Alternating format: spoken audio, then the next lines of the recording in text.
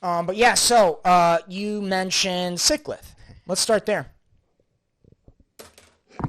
What did you learn about Sickleth? Actually, the exact Looking a same little thing. sickly. Well, we also Nice. heard of, we had to fight what Gary Young called that big fucking fuck.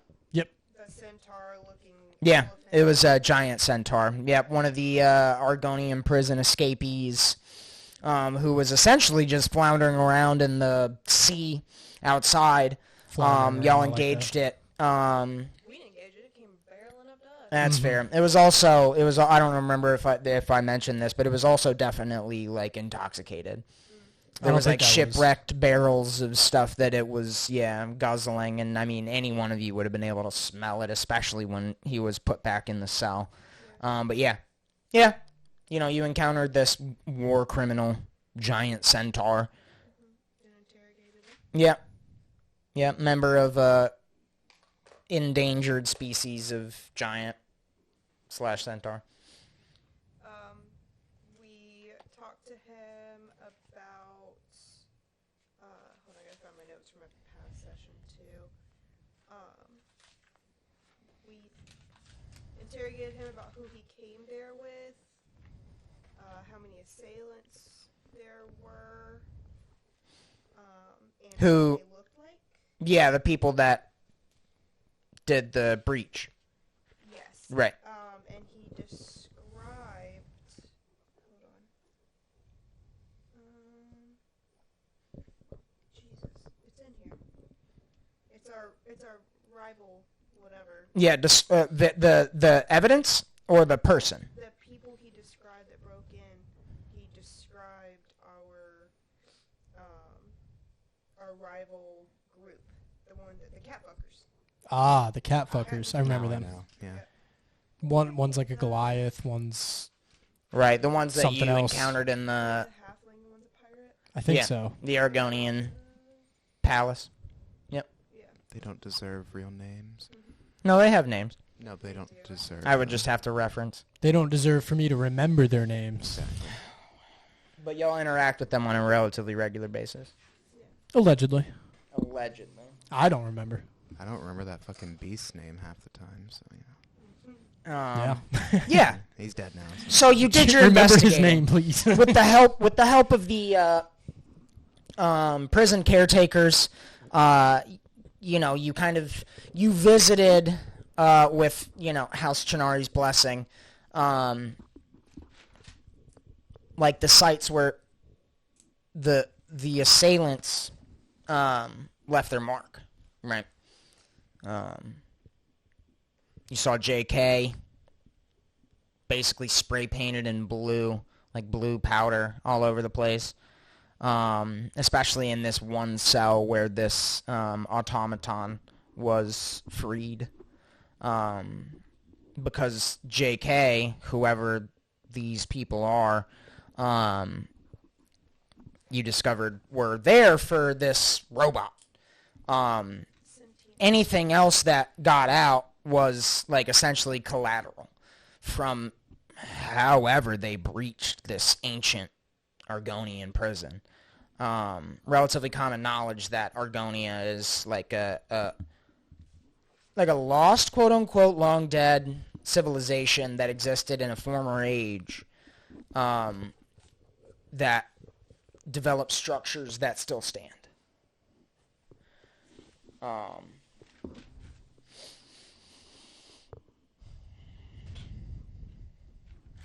We need music. I don't know what happened. Thanks, Scott. There was a message that came through to Sickleth, which we got the information from. Or no, he wouldn't tell us the contents. But we know we have to go southeast over the ocean. We did.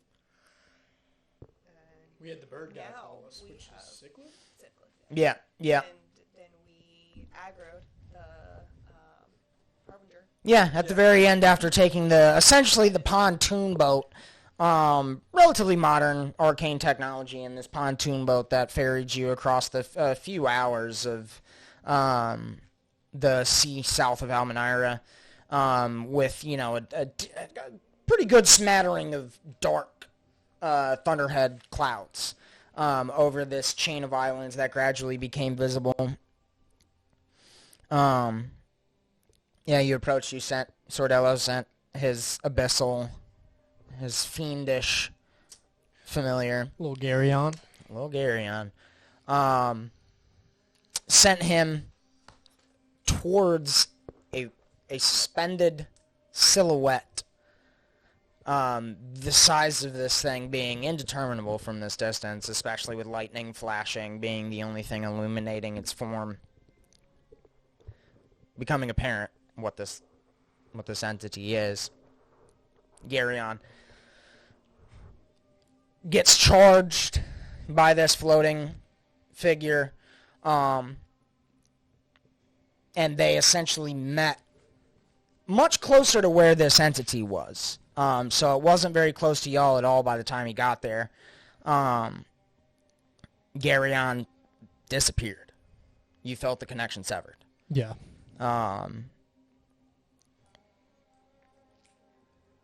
And I want everybody to go ahead and roll a perception check right there, and that's where we're starting.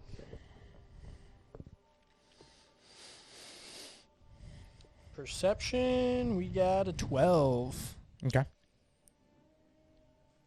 Nice solid Got 12. a 12 over here, too. Oh, wow. You got a 12 too?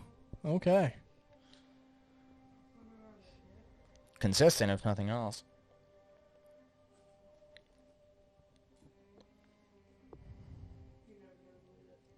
It's a 12.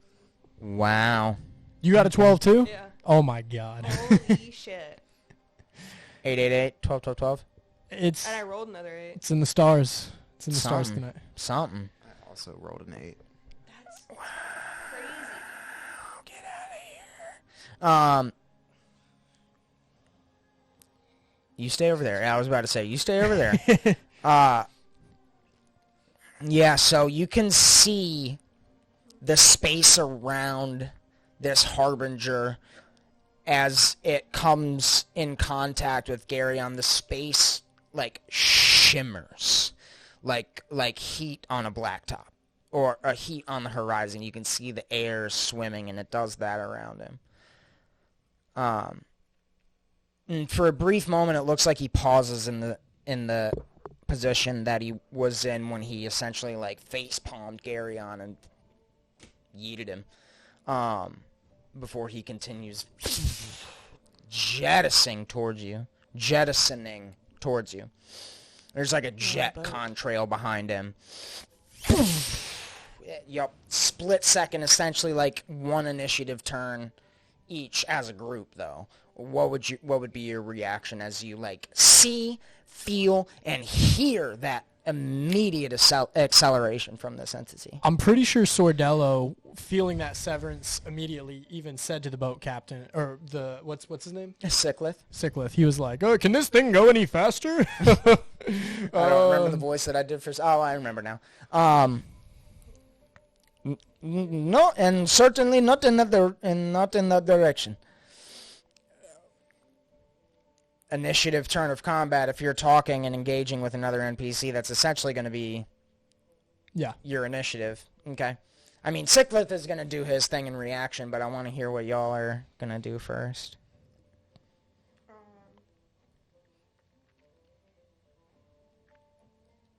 Damn, okay. What I thought I was gonna do, I don't think would work. Actually. I'm going to give you a countdown from 10. Okay. Yeah, I'm not gonna use that. I don't have enough spell slots. I would start reaching in my bag for my doll. Okay. Would you like to describe it? It's not out yet. Okay. I'm holding it in my hand since it's small right now. Okay. But you do see something pretty in porcelain with like gold gilding in his hand. I would be pulling out my adamantium dagger, kind of giving it a nice little twirl in the air, catching it, and then rolling my eyes and sighing. because I do blame the others for this situation that we're in. Others? It's not me. That was that one. All of them. This little hellhound I know. cat. Yeah, no. I understand. That's Lanxess. I wouldn't say that, though, of course. Right. I care for their feelings.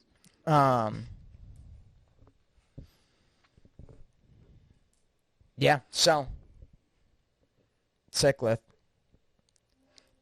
powers up the boat and lowers it forward. Okay. Very good. Y'all are bouncing off waves, sea spray, intensely, smattering across your face. Sickleth, kind of keeping his head down, even though he's relatively tall. It's picked up some decent speed. And so with that being said, going straight at this Harbinger as it flies careening through the air. Let me check a couple of my notes real quick. Time seems to legitimately distort and slow down. Does it feel like it's magic that it's doing that, or we just scared? Make an Arcana check. Okay. Or Insight. We'll do Insight. Okay. For, you guessed it, 12. Damn. Yeah. It's a toss-up. It's a toss-up to Sordello at the moment. Like, his heart's definitely pounding, for sure. You're careening across stormy waves. It's not actually raining yet, and lightning isn't flashing within 2 miles of you, but with your heart pounding that heavily, like, it might be that. And this is literally just your quiet, intuitive mind. Okay. But also, like, everything there was a moment where everything appeared to you as if it went just like this. And it looks like the thing has slowed down, but y'all have too. Yeah, Sordello's has an unbreaking, wincy little smile. He's just... The crow's feet and everything, yeah, right? but he's sweating. Mm-hmm. I didn't know he had a quiet mind. That's interesting. Everybody. I'm talking subconscious. You don't know what's going on in this man's mind. Yeah, He's well, got hey, some that's crazy fair. I shit. assume a lot.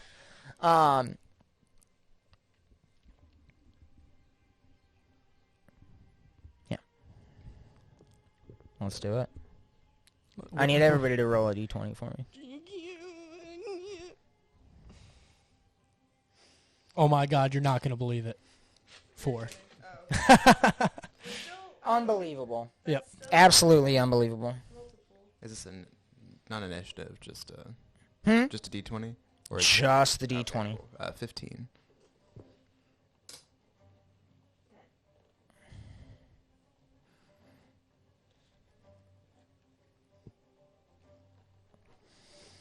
All right.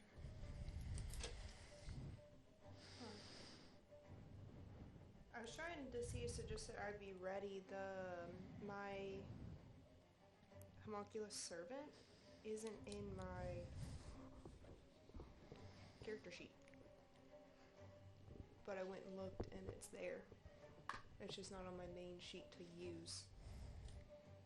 Do I have to add it to my inventory, I think? Yes. Okay, there we go. That's definitely something that you have to do.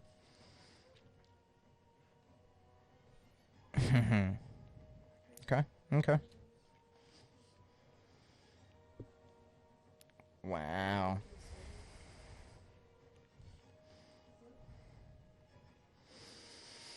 Yeah, it's not in the... Keep... You're talking about the bullets? No, my homunculus servant can't be added to inventory. It's not in inventory. Oh, yikes.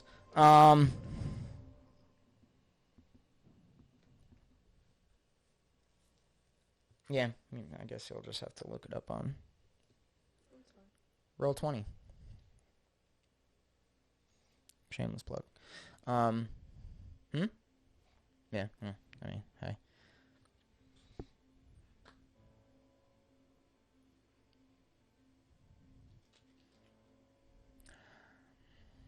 How do we want to do this? So, I need to roll one for Sickleth.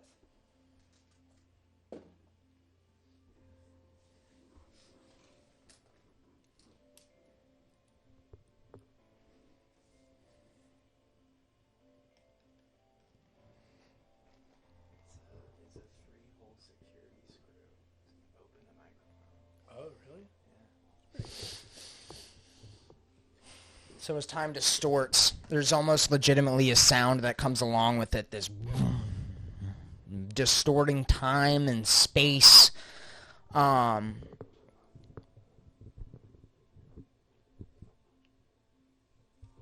You all hear a voice in your head that says, "Come with me into my domain." Oh, shit. And with that, the distortion of space and time, and therefore sound, ceases entirely. And for a blink, there is no sense, no sensations that you're experiencing. There's no touch. There's no smell. Everything is void, black. You don't hear anything, and that part is staggering, following the that you heard. And then you all let's go around the circle, actually. Sardello. Yeah. You want to go first? Mm-hmm. Okay. So when you come to, quote unquote, when you open your eyes, you're looking at almost like a purple clay ground beneath you. At first glance, as you breathe, you see red that turns to green, that turns to yellow for a bit, and then back to red. Tiny little fissures and fractures in the ground beneath you in this clay. And as you kind of begin to look up, the sky above you is orange. The clouds are red. You hear the faint of lightning in the distance. You don't see any flashes, though. You see what looks like a river bed that's lowered.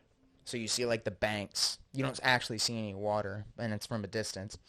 And across this landscape, while flat and relatively featureless, is littered with all sorts of boulders, quote unquote, but they're all sorts of weird colors. Do they also look like clay?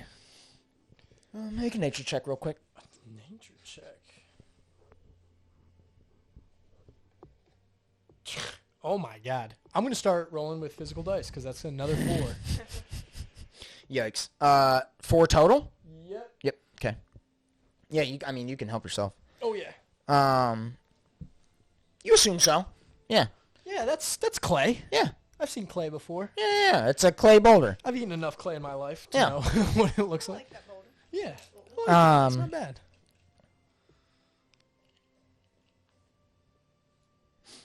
Yeah. And then as you come to your feet, you see ahead of you there's a relatively large outcropping under like a slanted boulder. It's almost like a pride rock, if you will, like that shape, but not as big. It's not a mountain by any means. And atop it you see a figure. You assume you know which figure this is. Sitting what appears to be cross-legged on the point of that boulder. And you see space and time kind of distorting around this entity. And that's within the first 3 seconds of you opening your eyes and taking your first breath. It's just what you see around you. It smells like sulfur and burning hair, too. Florida. Yeah, kinda. That was good. So, Florida's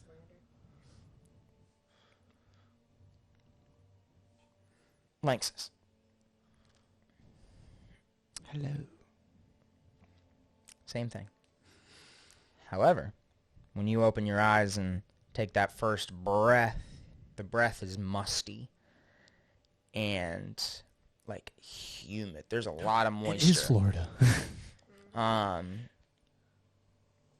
You're aware of flashes coming from a number of different perspectives that are followed a couple seconds later by the rumble of thunder. You hear water dripping all around you. As you open your eyes, there's a few patches of glowing flora. Small babbling brooks and such. The lighting is very low here. And as you look up and look around, a couple of seconds after your first breath, same as Sordello, you see on the opposite side like a little cluster of like of ruins that might have used to have been an altar, like an offering table type of thing, or like a shrine, if you will. Looks like that one pillar right there in the middle might have been a statue at some point, maybe. And all these babbling brooks that are coming out of these cave walls around you.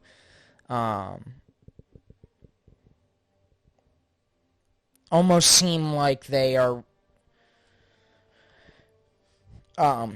singing, if you will, they're talking in tandem with the distorted space-time around this figure that sits cross-legged on this altar. Did the voices mean anything?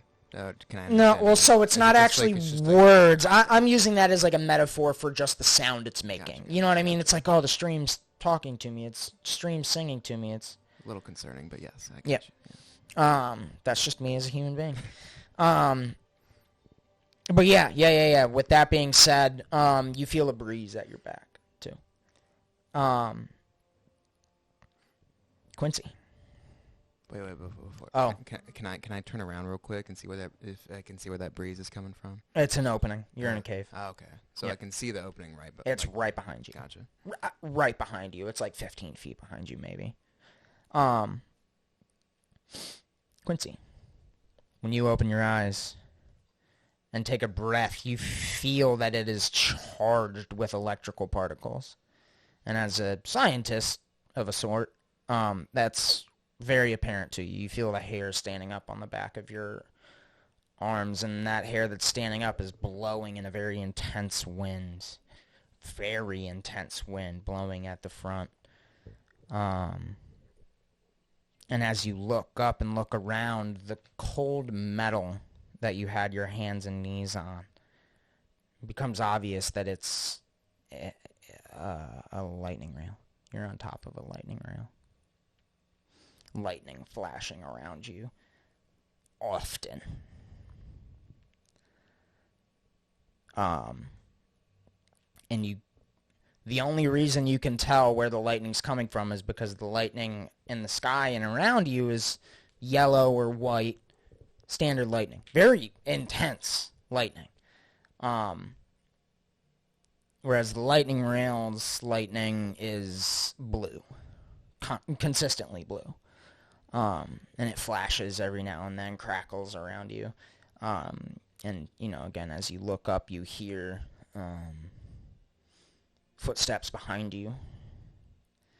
And as you kind of instinctually, in your disoriented state at the moment, look over as this figure is kind of walking past you, and it's Sickleth. Sickleth is with you.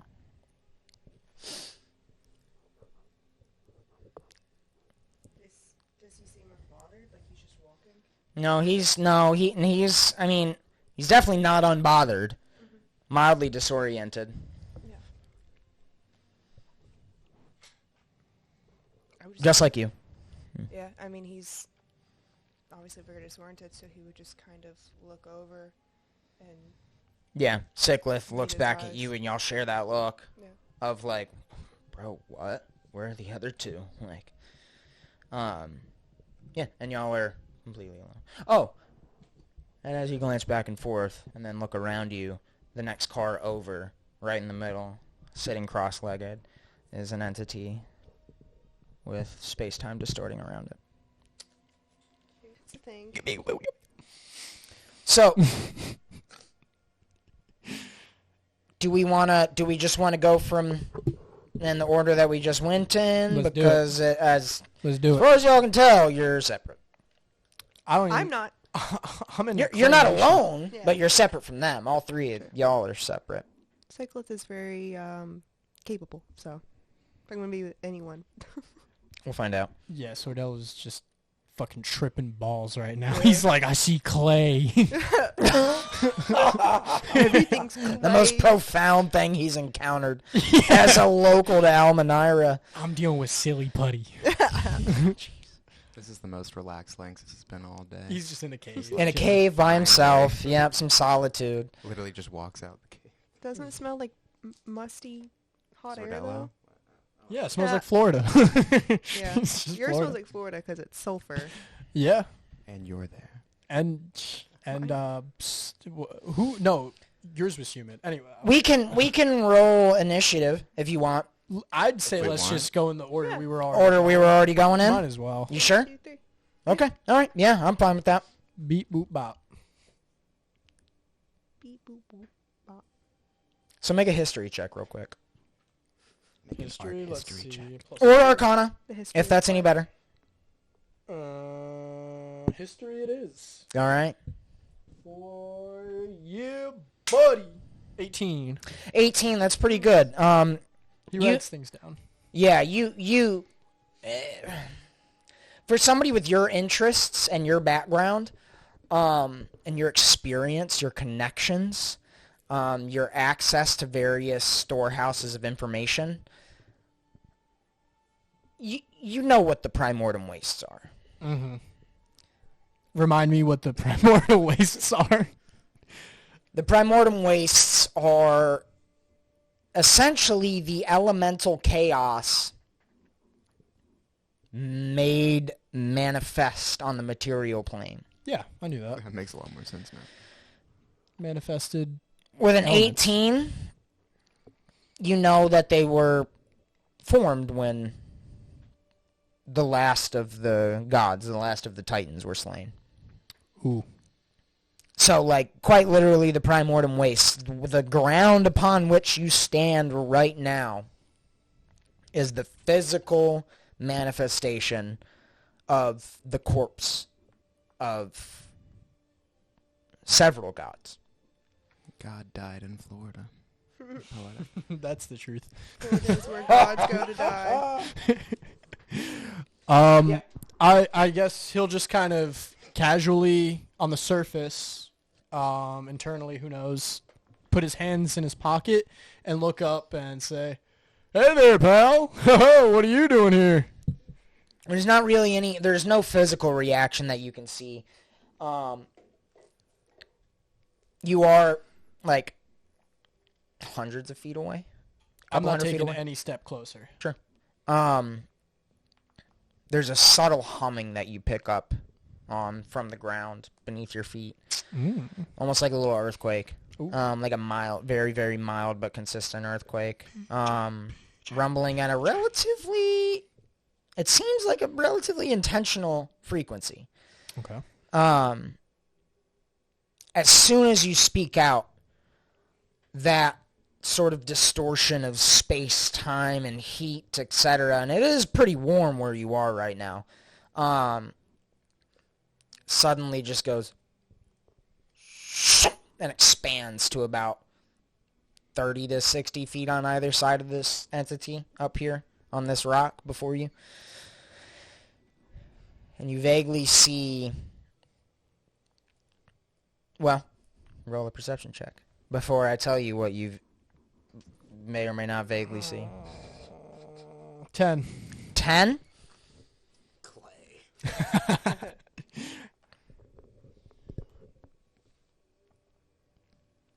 Your eyes pick up movement around this entity, even though this entity in and of itself is not moving. Okay. All around it, within that. What 30. kind of movement? Just like distortion, or? It almost seems like distortion, but it's colored differently than the sky. It's colored as opposed to it just being transparent air. He's not stepping back, but he's kind of standing a little poised. waiting to see what happens. And as you brace yourself after... His hand's still in the pocket. Yeah, after speaking those words out, remind me of the question that you asked. You asked something, I right? think it was something along the lines of, "Hello there, friend. Mm-hmm. How are you?" Something along those lines. Roll it back. Roll back the clip. What? Fact check us. Fact check. Send him to jail. Put it in the comments. I am blossoming with purpose as I approach my goal. How are you?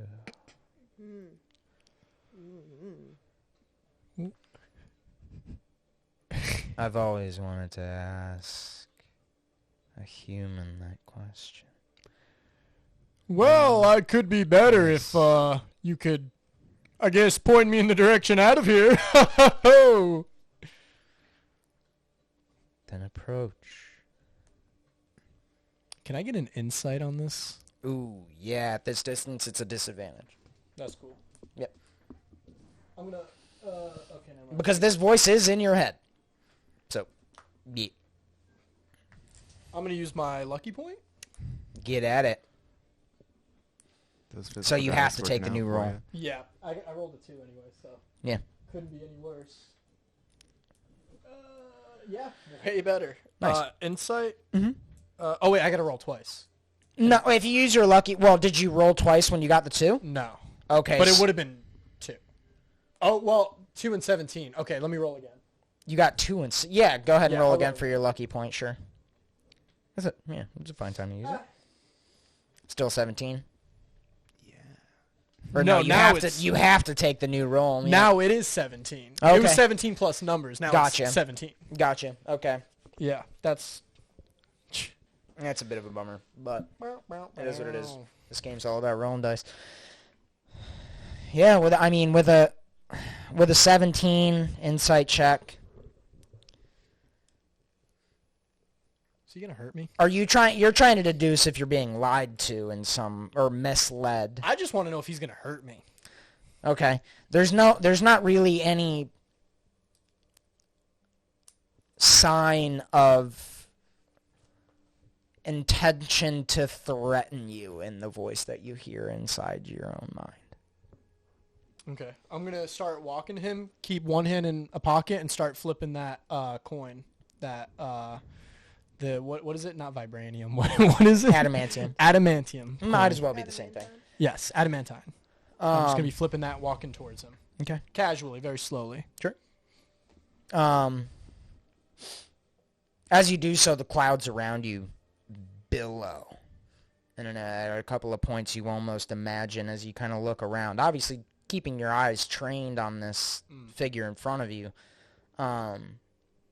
you get these impressions of visages, faces, if you will, but a little bit more ethereal than 2 eyes, 2 ears, a nose, and a mouth, you know.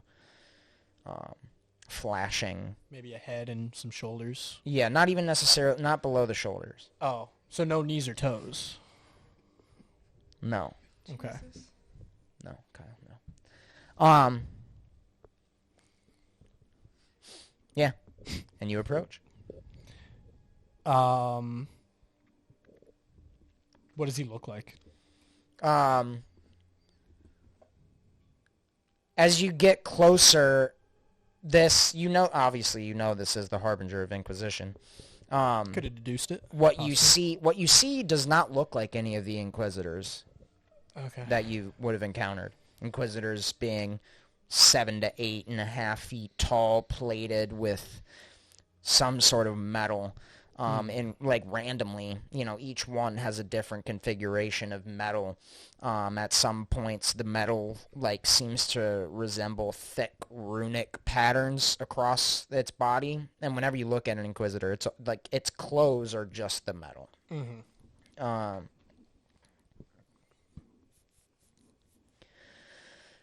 This creature has hair.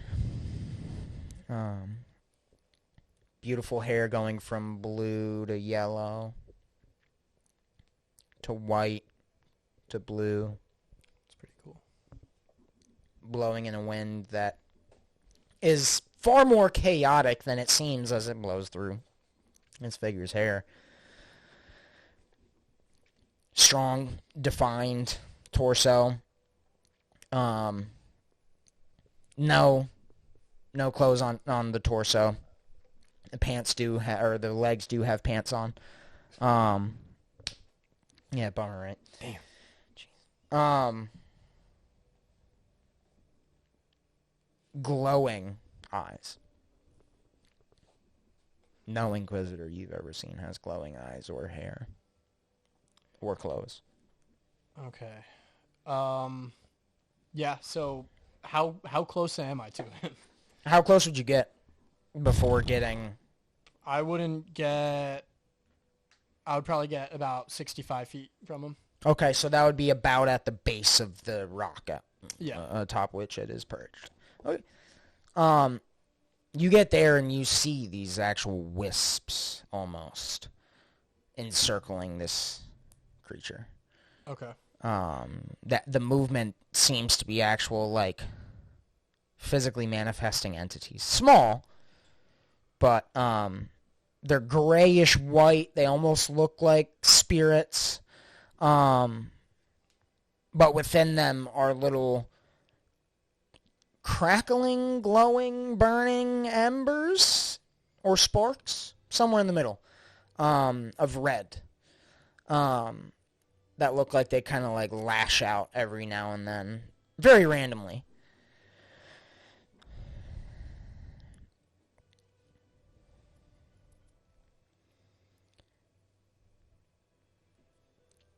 It says, "You humans like to compare yourselves to each other. Would you like to compare yourself to me?" Well, I would say it's very unhealthy to compare oneself to another. I'd like to typically make progress all on my own. You sound like a very mature human. You have wisdom beyond your parent years.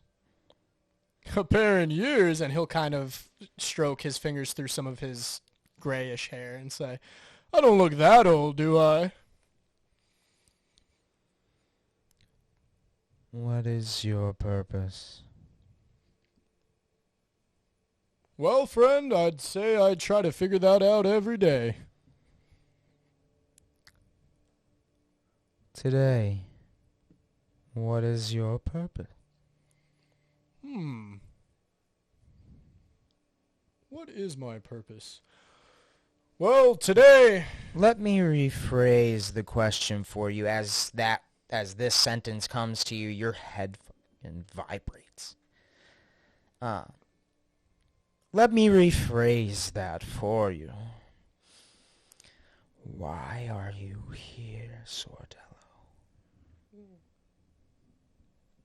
And kind of, as I flip the coin, I'm going to go, give me a second, I got a little bit of a headache here, pal. And then I'm going to use... As you say that, you get rocked with a pounding headache. Spell magic. That...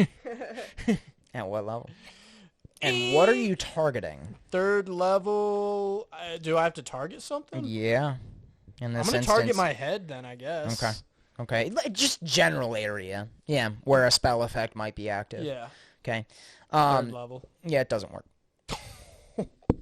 And you get rocked with a pounding headache that makes... It's like it makes your vision just go... Like your eyes have just darted to one side, to one corner, and then you black out for a second. You feel your knee hit the rock floor, charged with energy. It doesn't take long before you can bat your eyes and reawaken, reorient yourself to your surroundings, and you look up and the Harbinger is still sitting there, hasn't moved. And those wisps, we'll call them, not entirely accurate, are crackling far more often, far more intensely. The headache is mostly gone. Mostly. Pretty cool little party trick you got there, pal. When he knocked out, smile didn't even leave his face. I believe it. I believe it. Say, why ask me a question and then do some sorcery on me? I might be. You like playing games, it seems like. I've got plenty of time to play games. I might be immortal, but my patience deteriorated while locked up in that prison. So tell me, why are you here? Well, to be fair, I don't know where here is, but I'm mainly here just to, I guess, experience the world, you know. And now I'm actually starting to step a little bit closer to him. And you know, with experiences, I'd like to make new friends along the way. Would you perhaps like to be one of these friends of mine? You've already established you like playing games, and I'm going to kind of like take out a deck of cards and start kind of like shuffling them through my hands. Perhaps maybe a friendly game of cards, and we can discuss it a little bit further. Okay. How close would you approach as you're speaking? This time? I'm walking pretty slow, so I'm probably still only 60 feet away. Yeah, okay. So, well, you were 60 feet already, so would you 65 get to feet. like 40? I was like 65 feet. I got I'm you. So walking very slow. like dramatically approaching and shuffling very cards like and such. he said that he's, you know, not wasting time. Sordello's wasting time.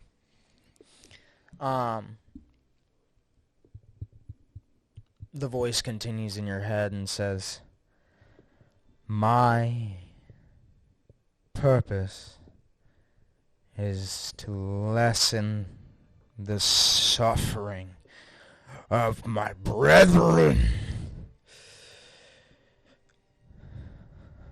And you hear like a breathing, a psychic breathing in your head. And I've only just begun. And we'll move on to Quincy. We were just going to the left and to the right, right? We went ding, ding, ding. Oh, did we? Okay. Well, yeah, all right.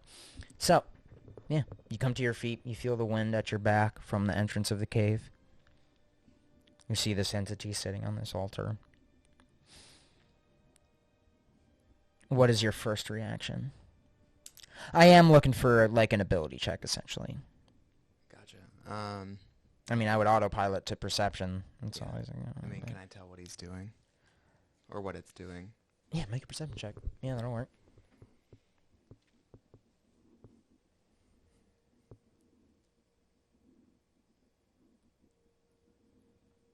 11. Okay. Better than yours. He's sitting there, cross-legged. Is he looking in my direction? Or can I tell?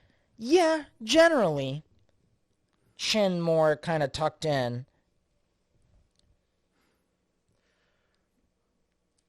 Doesn't appear to have his eyes open. It's eyes open. And you see exactly the same figure that I described to our friend here. Hair. Not blowing in any wind, but drooping to about shoulder length. Bluish gray. Pretty pallid skin. Pallid pink, if you will. Is he lean or buff? You said like build. Lean. The only thing that would make this entity seem buff would be just its apparent sheer size. Okay, how big?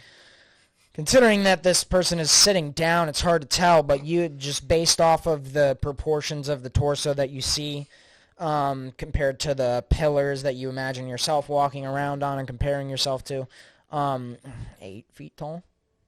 Gotcha. And age? Ish, like, does he look old? Like, obviously he's immortal. It's been a long time. But, is it like a... Make a nature check. Keep in mind that Lanxus did not experience anything that Sordello just did. Yeah. Nice 7. Hot 7. Impossible He's a hot to tell. 7? Oh, Impossible okay. to tell. Yes. Yeah, no. This figure is extremely aesthetic, chiseled out of stone, appearing. Out of Yeah. clay, gotcha. Yeah. Well, now you've got stone surrounding you. So He's a 7, but he's from Florida. So like a 12. Oh, he's a 2. He's a 7, but he's the harbinger of Inquisition.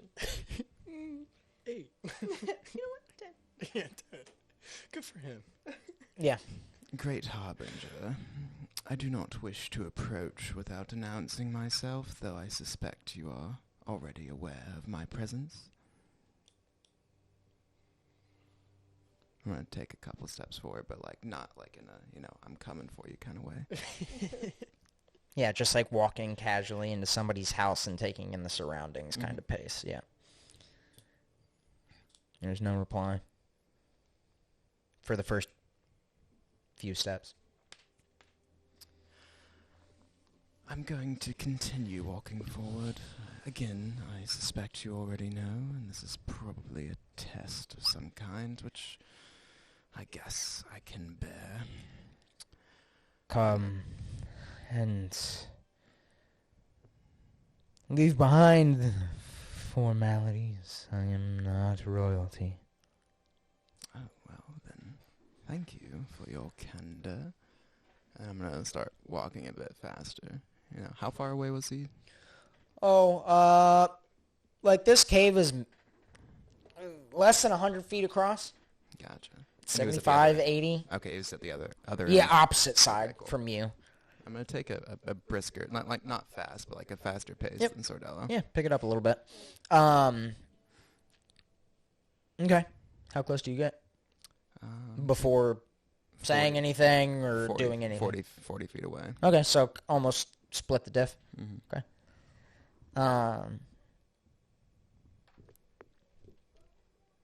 What's your passive perception? 14. Okay. All of y'all's is roughly the same on that, right? I think I remember that. Yeah, mine's 15. Yeah. Yeah, we both have 14. Okay. You're going to briskly walk faster than mine? I don't think so. Has anything about his demeanor changed as I've gotten closer? Not at all. Okay. Not at all.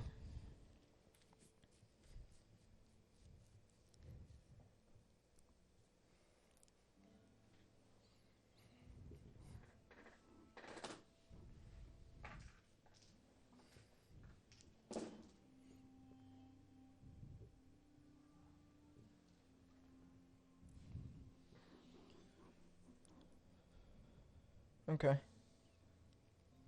You hear the relatively heavy and somewhat confident footsteps of Warforged entering the chamber, as well as the lighter footsteps of a non-construct, a humanoid, entering the chamber, footsteps that you're significantly more used to, especially given the rhythm and intention behind these footsteps, just based on the sound of it that echoes throughout the chamber, of somebody that has come from royalty. Somebody, a dignified humanoid. He's speaking to me in my head, right? He is. Can I respond telepathically like that? You can try. Okay. Yeah. I mean, this is the first time, like, because Sordello was, I assume, speaking out loud. Yeah. And so far you were too, yeah. Oh, we can't hold back. So I just want to say, are these yours, or should I be concerned? I will say just make a spell casting roll. Your charisma, right? I believe so. Yeah, I think so. What is a spell casting roll? Well, Roll charisma? Is that yeah, because that's your spell casting. Gotcha. Yeah, that's your spell casting ability. Yours is also charisma. Yours is intelligence. Yeah. So, yeah. Okay, cool. Just a charisma check. Smart boy. Nat 20 for a total of 24. Holy Yes. Nice. Gotta get in those Okay. pants. So with First confidence... nat 20 of the night, too, actually. Yeah. So with confidence and clarity, you communicate telepathically with this entity. And there's and the voice responds.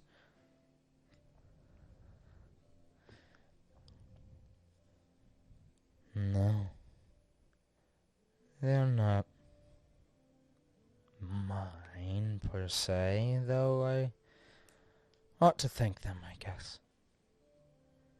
Well, that's good enough for me, I guess, unless I get gunned down by a warforged.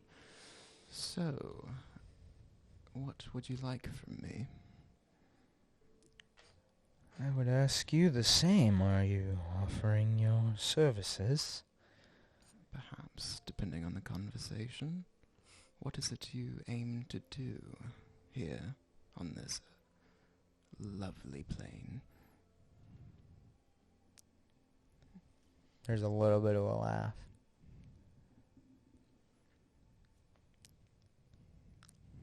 Lessen the suffering of my brethren. Your brethren, the Inquisitors? Or something else entirely? You get a silent impression that the voice in your head psychically just went when you said Inquisitors. Ah, well, that answers that then. The thing that you plan to do to lessen their suffering, would that increase the suffering of others here? In this world? Absolutely. My goal is to reserve that suffering caused for those responsible for the suffering of my own in the first place. Who is responsible? Do you ask for names? Just a general, type of people, perhaps a race, a group, whatever. Make a persuasion check.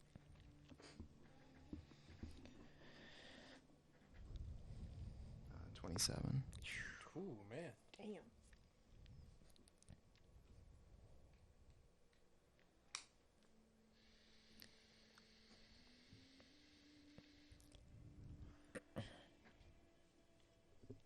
One second.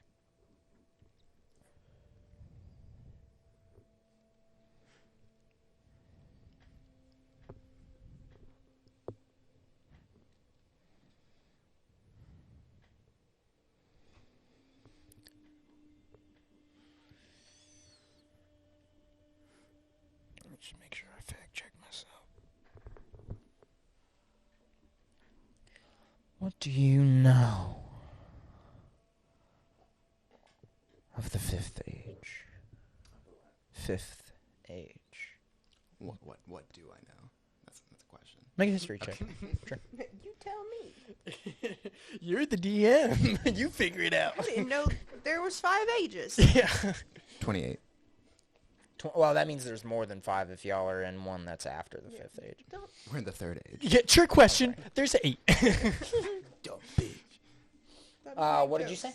Uh, For the history, right? 28, I believe. Hold on. I think that's what you said. It was over 25. Yeah, Certainly. definitely. Okay. Yeah. Yeah, 28. It's 20 or 19 plus 9.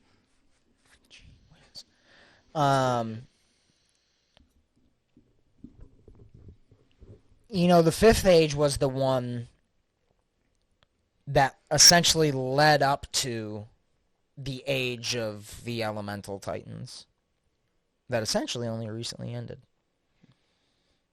The age of the elemental titans lasted for quite some time, being the sixth age, until it was ended by the, primordial wars that ended about 20 years ago. When the gods died. Where the most recent gods died. You know that the Fifth Age was after the, prime planetary gods died. And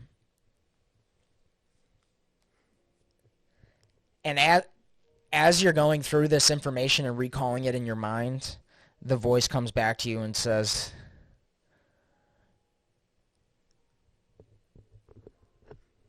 "You know some about the age of Argonia. Those are the ones who will receive our suffering." All right. So would those be the ones that killed the gods? Yeah. In the Primal. Okay. Cool. Yeah. Cool. Created the Warforged? Mm-hmm. Yeah, or at least started that process. Yeah. Like, we're going a decent bit in the past, so it's relatively swimmy. Perhaps I should ask this now. Does your revenge possibly entail the destruction of this world? Because it would... Revenge is,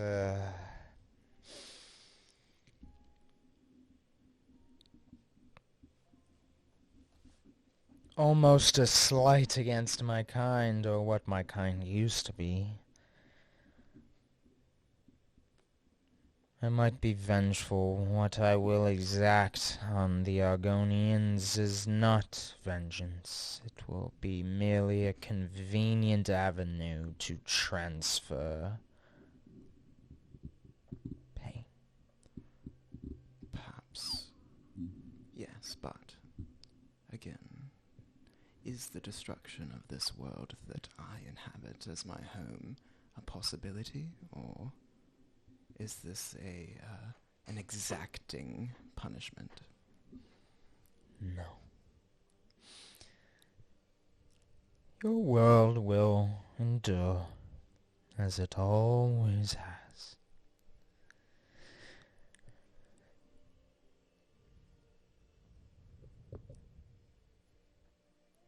My plans and methods are very direct and intentional. I already know what's going to happen.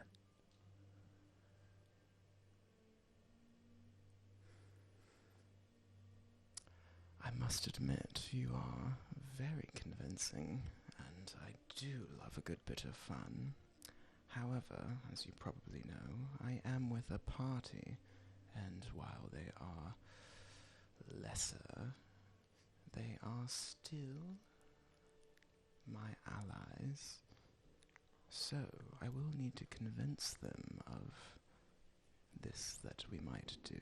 Do you have any ideas about that? Before you even really finish, and you can finish speaking, but those last 8 to 15 words, you hear a voice from elsewhere in the cave chime in that says, "Oh, mate, I'm almost offended. Are we not your party?" Do I know who's talking? Do you look around? I do. Okay. I'm assuming it's the two that walked in that I heard. Well, you look around and you see 2, but there's a third that you didn't know entered. Is that the one talking? Yeah. Okay. Got a pretty intensely glowing blue crystal God damn it. on his necklace. It's worse. Relatively disheveled black hair.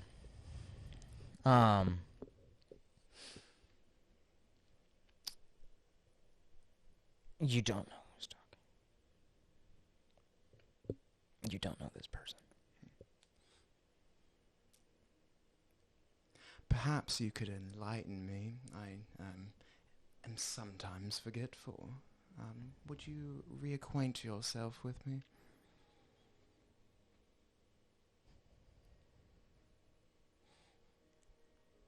Make a persuasion check.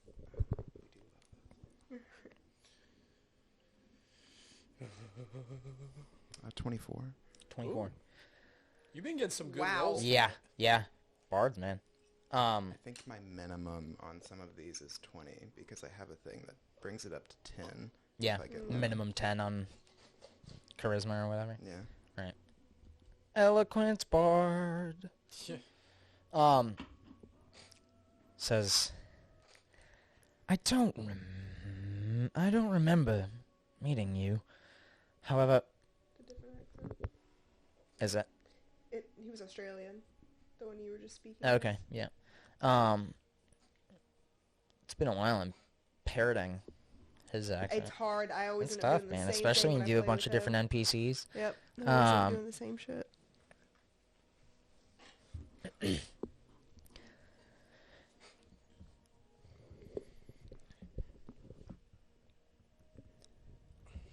Some call me Jack. Others call me Jethro. That was right. Mad scientist.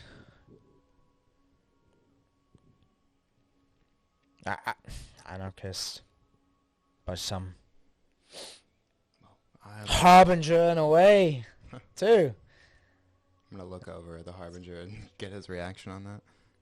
No physical Nothing. reaction whatsoever. Gotcha. He's still sitting cross-legged on that. Oh, that's good to hear. I only respect people with at least 3 titles. You see the other individual that's to the left of Jack, apparently, kind of like, you see a reaction like this that's just like narrowing and getting a better look at you from 40 feet away or so. I'm going to kind of brush my hair back. Love it. Get mindful. Says,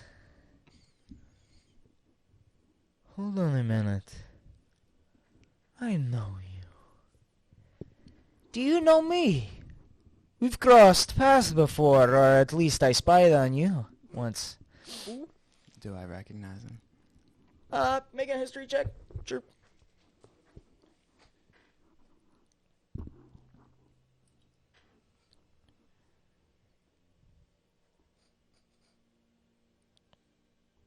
Uh, 24. Yeah. Damn. You recognize the copper-colored scales that run down the sides of this mostly humanoid, or mostly human-looking, skin. Olive tan skin with the copper scales. You got eczema. Huh? You got eczema. No, he's got scales. Yeah. Same thing. Dragon scales. You know this is one of the members of... one of the sons, one of the heirs of House Mazarin. Do I know his name? Miles.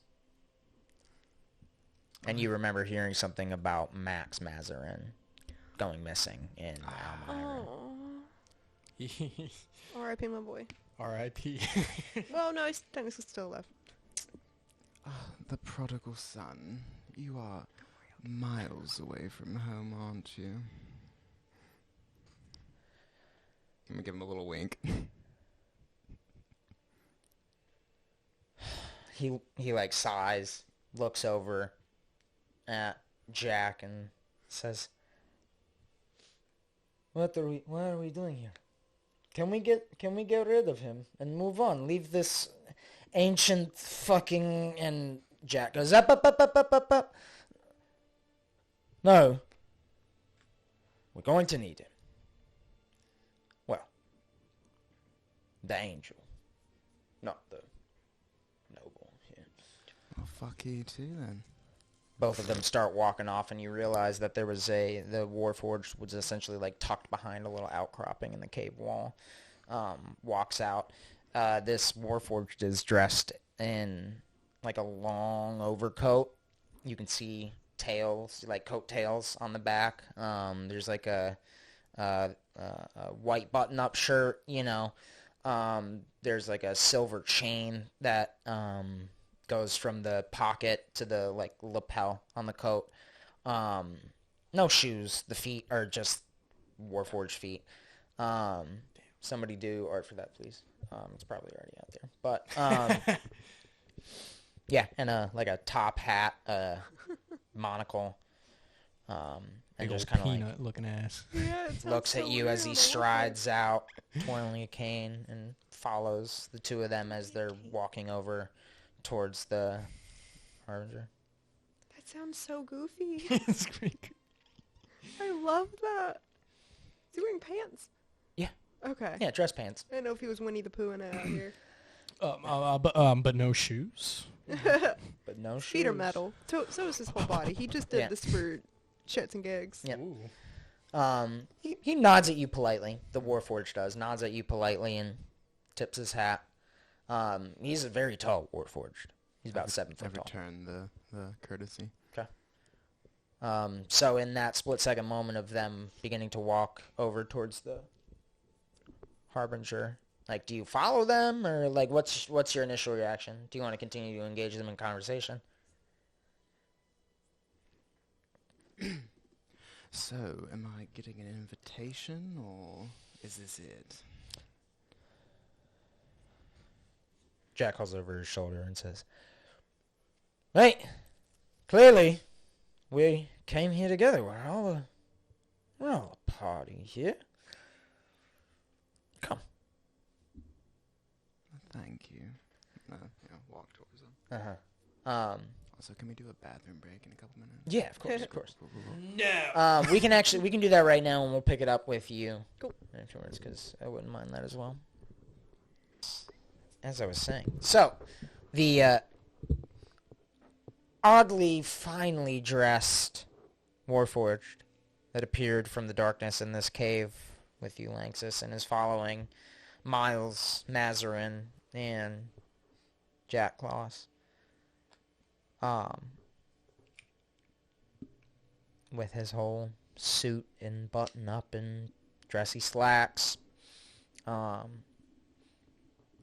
The only real flare of opulence and color and sheen is a belt that he is wearing. You faintly, with your passive perception, get the impression in this low light, lit only by the flashes of lightning and the glowing lichen and such around the walls of the cave, that he has a short beard. The Warforged has a short beard. Yes.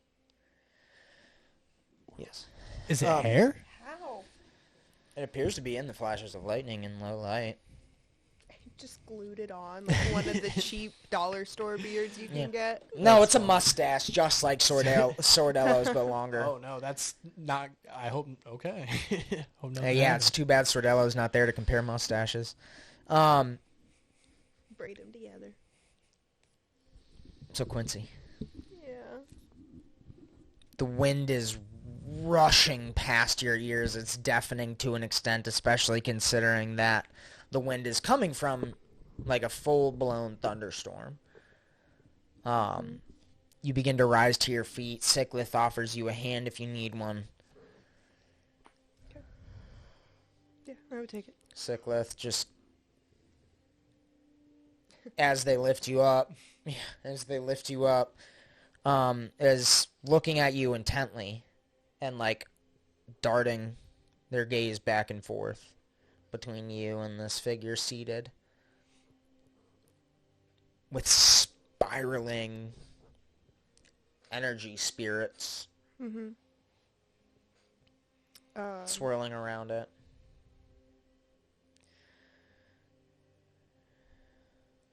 Actually, I don't know if I'd say anything. I would just keep looking around. I would maybe transfix on the figure a little bit. And I would put my hand on Sickleth's shoulder and kind of do one of those, like, gentle, like, we're okay, pat. That kind of thing.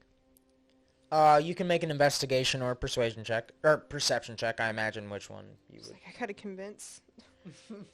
Don't touch me. Yeah, that's what the pat on the back was persuasion. So you said investigation or perception? Yeah. Okay, I'm gonna do investigation. Artificer, baby. Ooh, yikes. For 8. Who had inspiration? I think everybody did. Yeah. It's your I don't call. wanna use it. Okay. No. All right. Yeah. Figure's not moving. Okay. Sitting cross-legged, facing towards you. Mm-hmm. Yeah. And you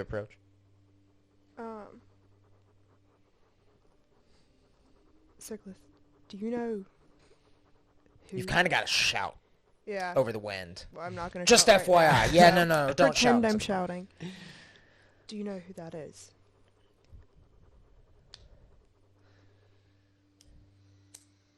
What I see before me is not the prisoner.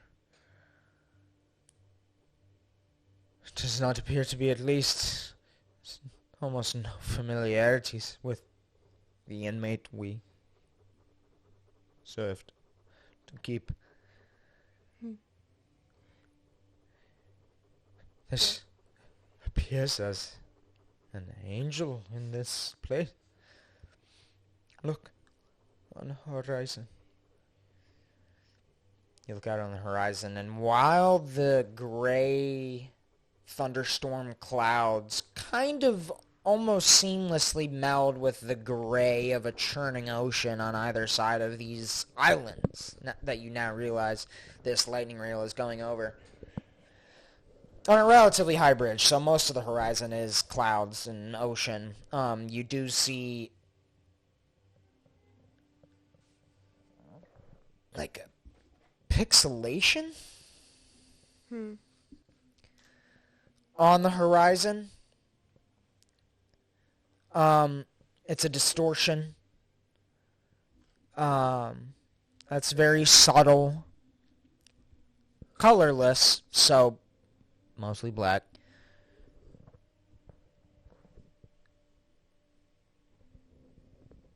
That you know does not have any place on the horizon of the material plane of the natural world.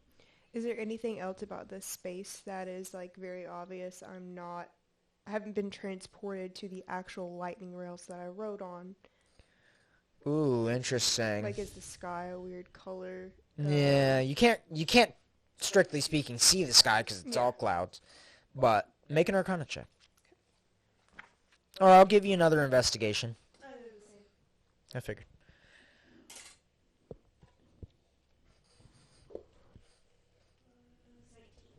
19, that's pretty good. So any indication that this is anywhere other than the material plane is what you're getting at? Yeah, like, how do I know the difference between, oh, I've been transported to the lightning rails that I'm very familiar with. That you rode before? Yeah. Yeah, certainly. Or this is an alternate reality or illusion. I've been put in a Tsukuyomi, some Genjutsu. Yeah. That's interesting. Now I'm gonna ask you something here. Mm-hmm.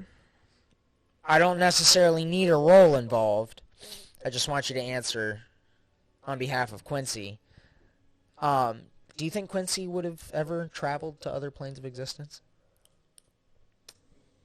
I know we'll get an honest answer. I could see something dealing with Faye.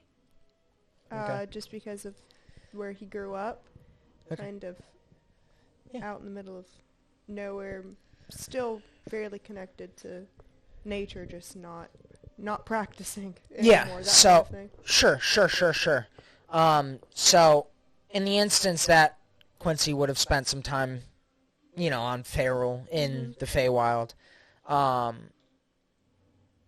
unsettling feeling of being on a plane of existence that you are not native to kind of creeps back into the back of your mind right now, for sure. It's subtle, but it's there. It reminds you of that. Okay. Like, steel myself a little bit. Try to ground myself as much as I can in a place that's not my world. And look back at Sickleth and do you think we approach? Don't exactly know what the etiquette is here.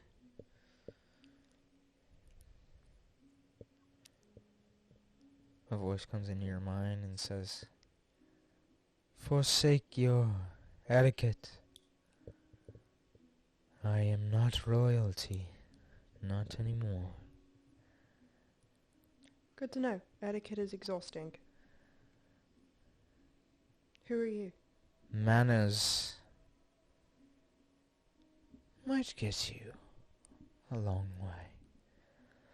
I have not had a name in nearly 1,000 years.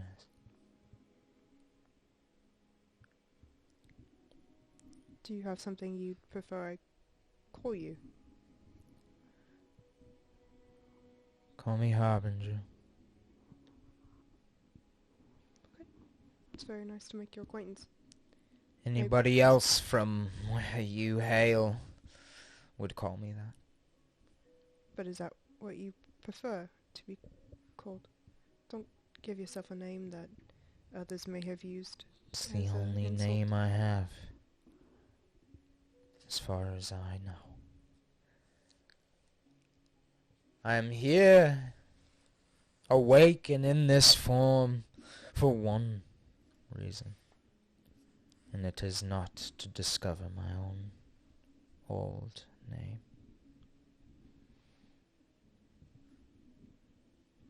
What is your reason? You, as you kind of prod a little bit, Sickleth gives you a winged elbow Mm-hmm.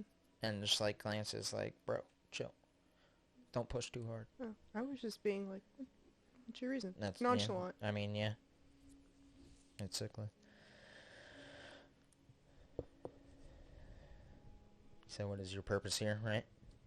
Well, what is, he said it's for my purpose, so it's like what is your purpose then? Roll a persuasion check.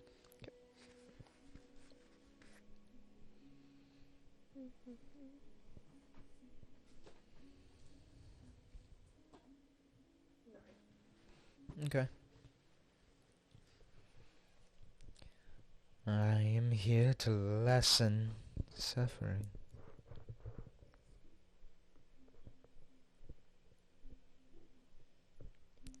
I am a harbinger of peace and non-violence in many ways. Sounds like a noble cause. I don't do it for fame or glory, or even redemption, really, though my brethren deserve it.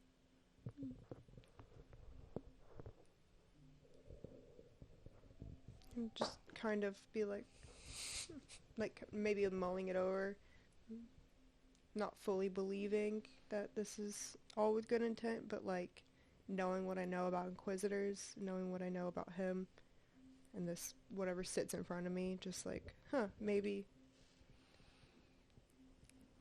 he is doing the right thing, maybe he's not. Like, I heard him make some good points earlier. That's all I'm saying. yeah, Like, these it are seems like decent he's kind of points. convincing. Yeah, like those Inquisitors kind of got fucked up. They remind me of the ones from Mistborn.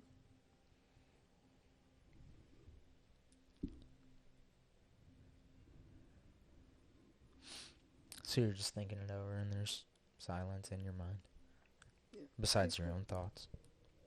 Yeah, just in a very like, I guess I don't know much about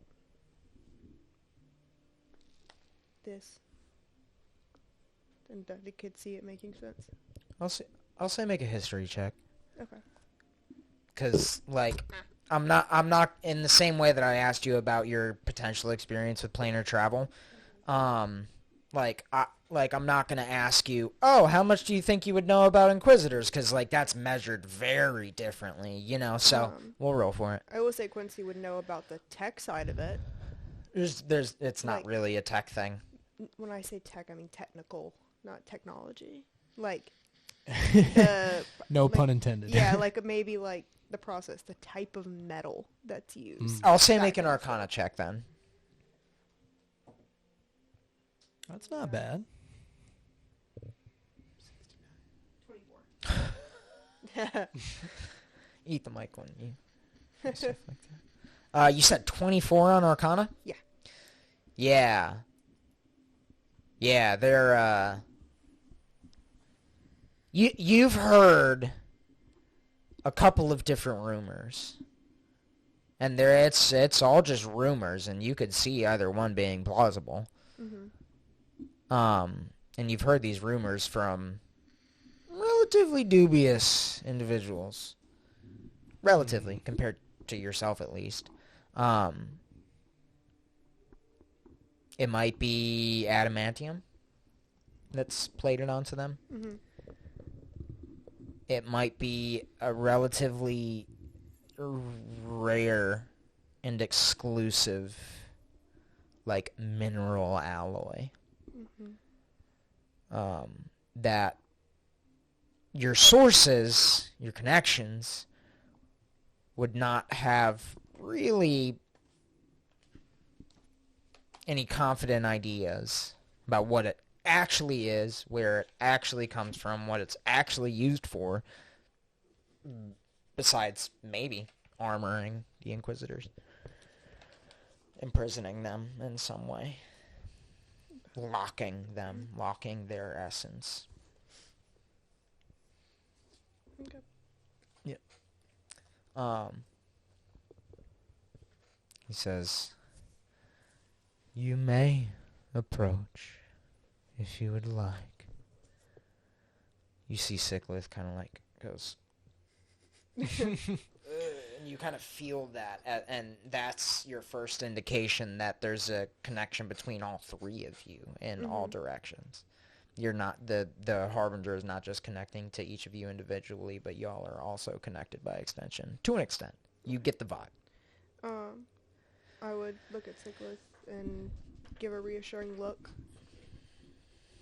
as if to say, like, I think it's okay, and I would step forward slowly. I'm not, like, jogging to see him, but Okay. Skipping away. yeah. You get up to the gap between the lightning rail car that you're on and the lightning rail car that the Harbinger is on. Mm-hmm. Is he on top or in it? He's on top He's on as top well. too, okay. Yep. I imagine you skip or jump across. Depending on how big it is, he'd probably just step. Fair enough. Yeah. No, I forget Quincy's pretty tall. Big boy. How tall is he? He's a full orc, Like so 6'5"? 7 taller foot than minimum. that. 7? Yeah. God he's dang. Or, tall. well, no, you're right. 6.5 foot minimum.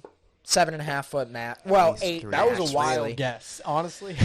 No, I have truly idea though. how much. Yeah. I forget, it's not in my... Oh, he's 6'8". 6'8"? 6'8", yeah. So on the short side for an orc Yeah. with a 6.5 foot basic, minimum. He's an orc of Exandria, though. Exandria. But, He's a classy orc. yeah. Pretty boy Classy. orcs. Pretty boy orcs only. No picking blueberries or anything. Yeah. Don't remind me. So I step over to the car. You see the maelstrom of spirit essence around the Harbinger pick up.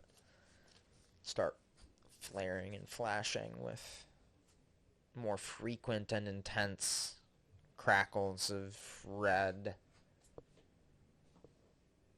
fire. Lightning fire? Electrical fire? I don't know. Yeah. It's hard for you to tell, even as an artificer. However, I was laying on it. lightning flashing on the lightning rail all around you. How close are you willing to get?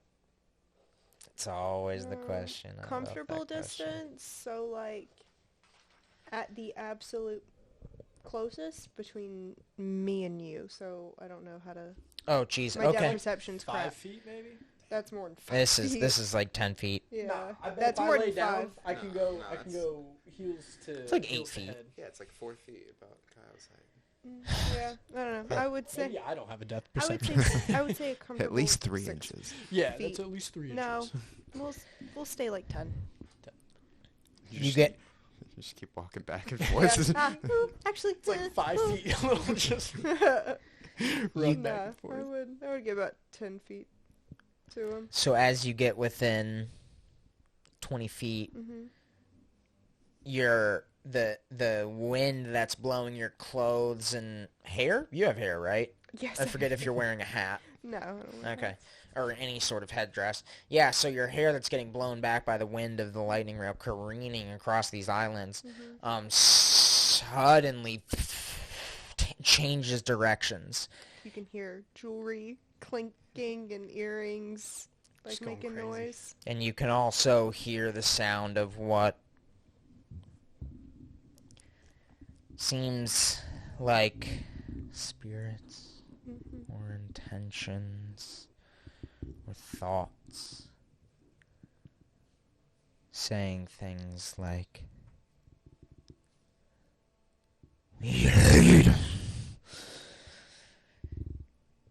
they wounded us. We must free them. We come with glorious purpose. All of these voices cycling at the same time, just malice.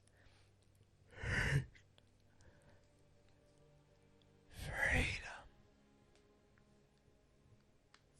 To me, it's therapy.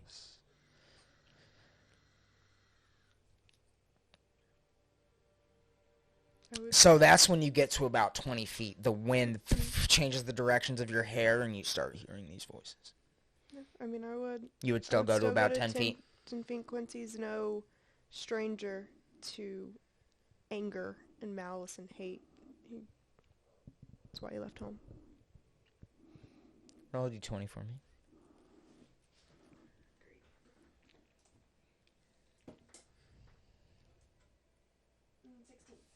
It's not bad. No.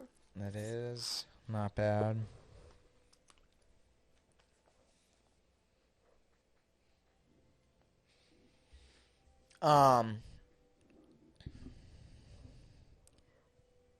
You feel almost in the same moment that you become aware of these voices, a sudden hollowness in your chest and in the pit of your stomach. It's cold. It sends a shiver up your spine. It makes one of your knees buckle. Your eyes kind of well up almost to an extent, and your jaw clenches.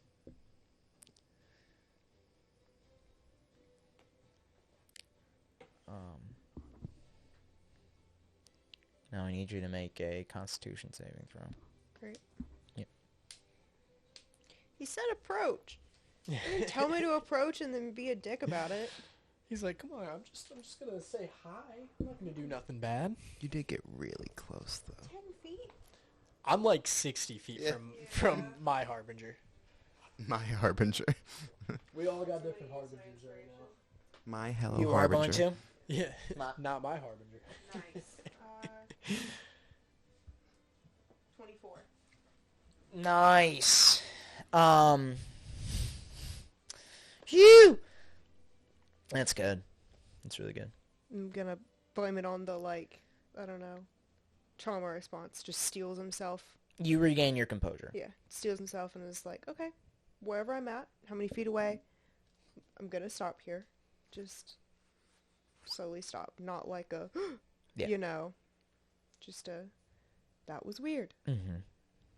That's pretty clean. I like that. Just shake it off. Mm-hmm. When he flexes his jaw, you see, like, that, all the muscles in his face. Could cut cake.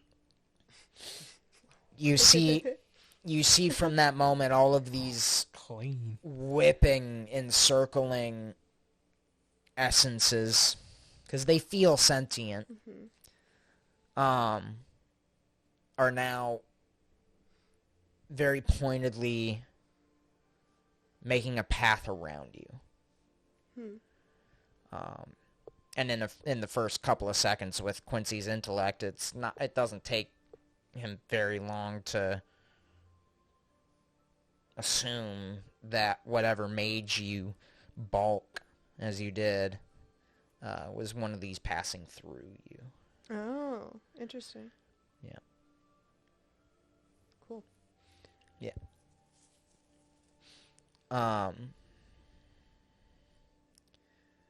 And then you hear the sound of an explosion behind you.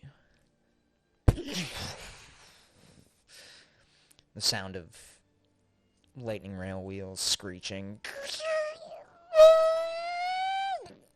and disappearing in the back. You know, what is it called? Doppler effect. Mm-hmm. Weird sound crying out. Do you look back, or do you keep your eyes on a Harbinger? I'm going to keep my eyes on the Harbinger because I know Syclith is probably going to look back. Okay. I'm going to And roll a he dice would- to see if Syclith looks back. Yeah. He would let me know if he saw anything coming towards us. That's us. Probably. You can see PJ shitting himself in the car now. Did that weird sound happen to be an elephant screaming? Or someone turning into a cryptid. Yeah, or both. Most likely both. It did happen at the same time. Yeah. Keep your eyes on the Harbinger, and when that explosion goes off, the Harbinger actually does, like, snap its eyes open and look over to the left towards you and towards where that explosion happened. Leans forward to look around you, past you, towards the back of the lightning rail you're on.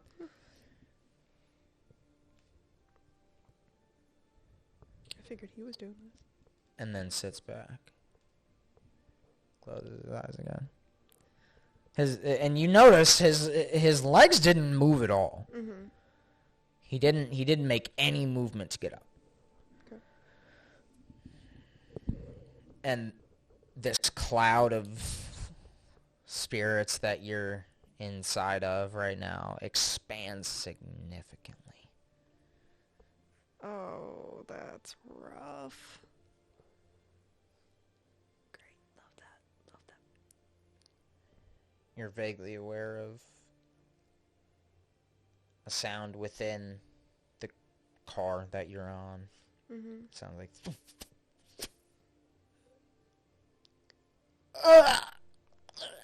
all sorts of screaming begins to build.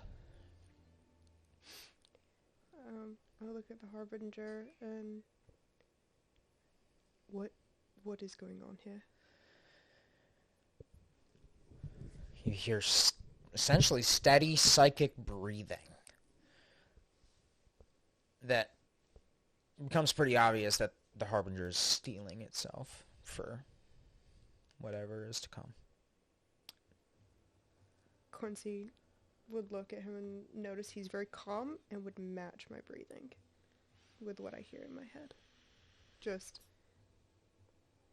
He's obviously chilled out, so could use a little of that right now.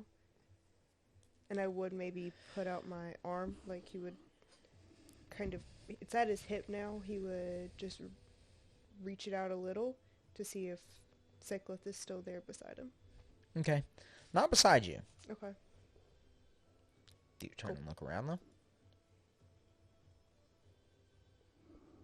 I would just say, Syclith, are you okay? I'm not taking my eyes off the Harbinger right now. Okay. And with the wind of being on top of a lightning rail and the maelstrom that just expanded with the Harbinger at the center, again, you would have to shout. Okay. That's fine. You would know that Syclith would not hear you unless you use the psychic thing. Even if I shout? Hey? Oh, no.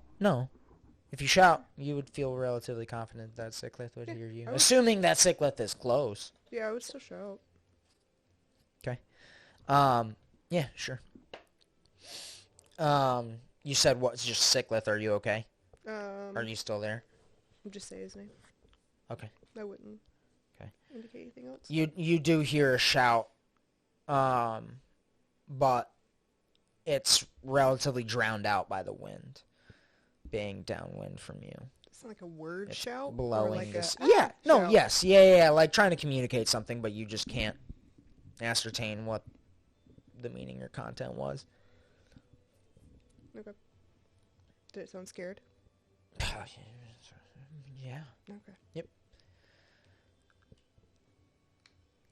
Uh, And with that being said, you see climbing out of the right side of the lightning rail, just out of your periphery, a humanoid figure of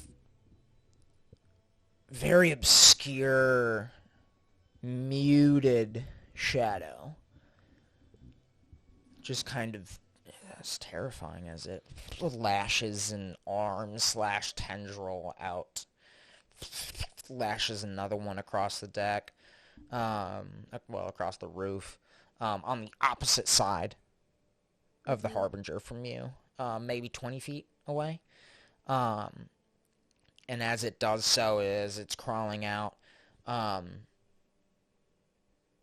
everything around you, the gray blend gradient from the ocean waves to the thunderous clouds, has blurred even more. And now there is no horizon. It is all that weird pixelated void purple-blue color. This is a nightmare. And yeah, it really is some eldritch horror. As you called it, eldritch horror comes out. I'm just using your words. You can't help but glance over briefly, and see a pair of horns coming out the sides. Get back to Sordello. Anything else? Any other split-second decisions or questions? The shadowy figure crawls out of the car. Indeed. I guess right before we cut to black and over to Sordello's, is this a friend of yours? He doesn't have to reply. Well, I will say the maelstrom of spirits picks up. Grows in strength, not so much in size. And the psychic communication in your mind says, no. And we'll cut to black. Yeah, that's her.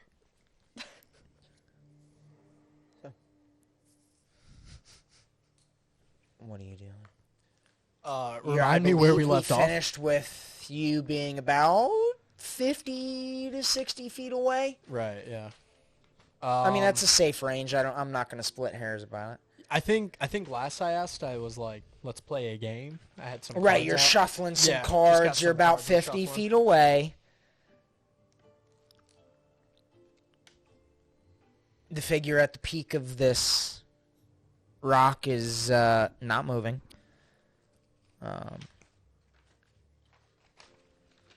Yeah, okay. I guess I would just keep on slowly walking closer, maybe not even 5 feet a second.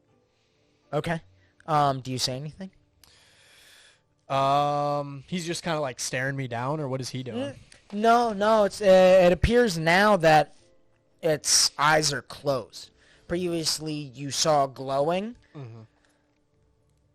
as if his eyes were open. Now that you're this close, you know that they're not open. Must have been some sort of strange illusion that made his eyes appear to be open and glowing. Sordello, I guess, I still very slowly kind of walk forward and say, hey, hey, excuse me there, pal. Sleeping on the job, I see. About 50 feet away still, maybe by now 45, right? Yeah. Does that sound about right? Probably, okay. yeah. I'm just trying to get an idea of the pace. Very slow. Very slow. I got you. Yeah. Nonchalantly, but if you got a high enough perception, probably pretty fucking stiff. Yep. Okay. Yeah. You say that. And there's no reply. What are all those little crackles doing in the sky? The weird whatever it was? Elemental slanted charged lightning going through the clouds, or the stuff that's surrounding the Harbinger specifically? I guess the Both? stuff. Yeah, both really. Just a overall. What the fuck is... am I going to get attacked by these things? By the stuff that's surrounding the Harbinger, yeah, he's kind of walking, shoulder forward, very defensive. I'll give you... he's very nonchalant, too, looking. Quick performance check. Performance? Yeah, don't split any hairs about it. Just a quick, as you ascertain this information. 12. Get That's out a of here. nat 1. I don't know why that number That's is a 12. Okay. Noted. Go ahead and roll a nature or arcana check. Okay. Arcana 15. 15. Yep. And you were trying to ascertain if you were close to being attacked. Or just to tell what they were doing? Right? Yeah, like, does it look threatening? Like, if I get too close, am I gonna get another bad headache? There's no indication that you would get a headache like you did previously, because those things weren't anywhere near you when you got rocked with that psychic pain. Okay. However, they look like they're ready to do some harm, if need be. Yeah, I kind of want to just, like, sneakily sort a few cards in between my fingers as I'm shuffling, so it still looks like I'm still fully shuffling, but I got about 2 cards, one hooked up on each finger, just kind of like shuffling. Are you hiding them? Kind of, yeah. Up your sleeve type of thing? Yeah, like I'm shuffling. I got a couple of cards up my sleeve. Yeah, exactly. Yeah. Go ahead and make a sleight of hand check with advantage. Gotcha. There it is. Ooh, nat 20. Nice. Nice. Yeah, and 7. So, sleight of hand, 25. Nice. Let me check some shit real quick. Wow. Okay. Just shuffling. Yeah. Hey, don't you know it's, a little rude to not respond to somebody? And I'm kind of now picking up my pace a little bit walking, but, like, still very, like, protected. Yeah. Very defensive. Yeah, very defensive. Mm-hmm.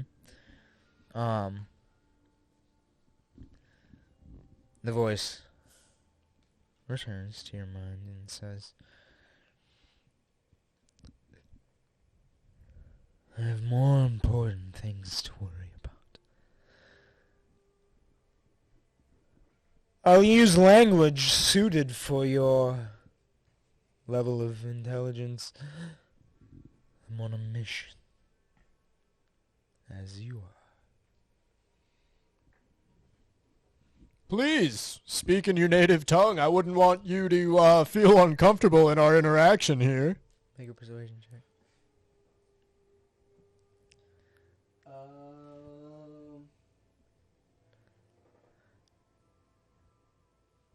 17. That's pretty good.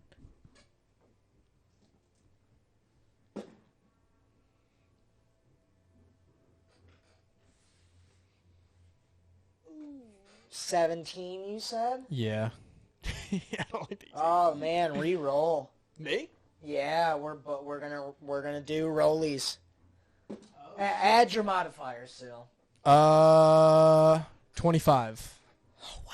Okay. Yeah, okay. I rolled low last time. Okay. So what languages do you speak? Anything I want. Right. Okay. So what languages do you speak? Because when tongues, I'm gonna cast tongues. Right I know, but the Harbinger is going to respond immediately, and it takes an action to cast that spell.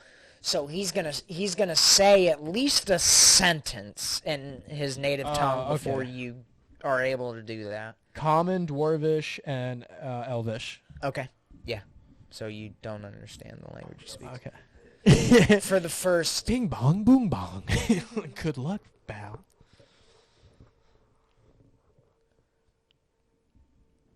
Lara moter thin. Due Amazon.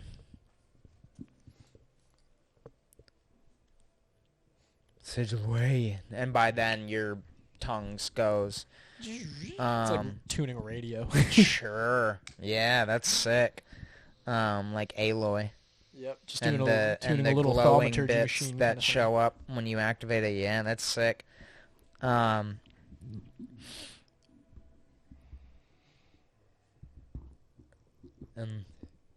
that is Why?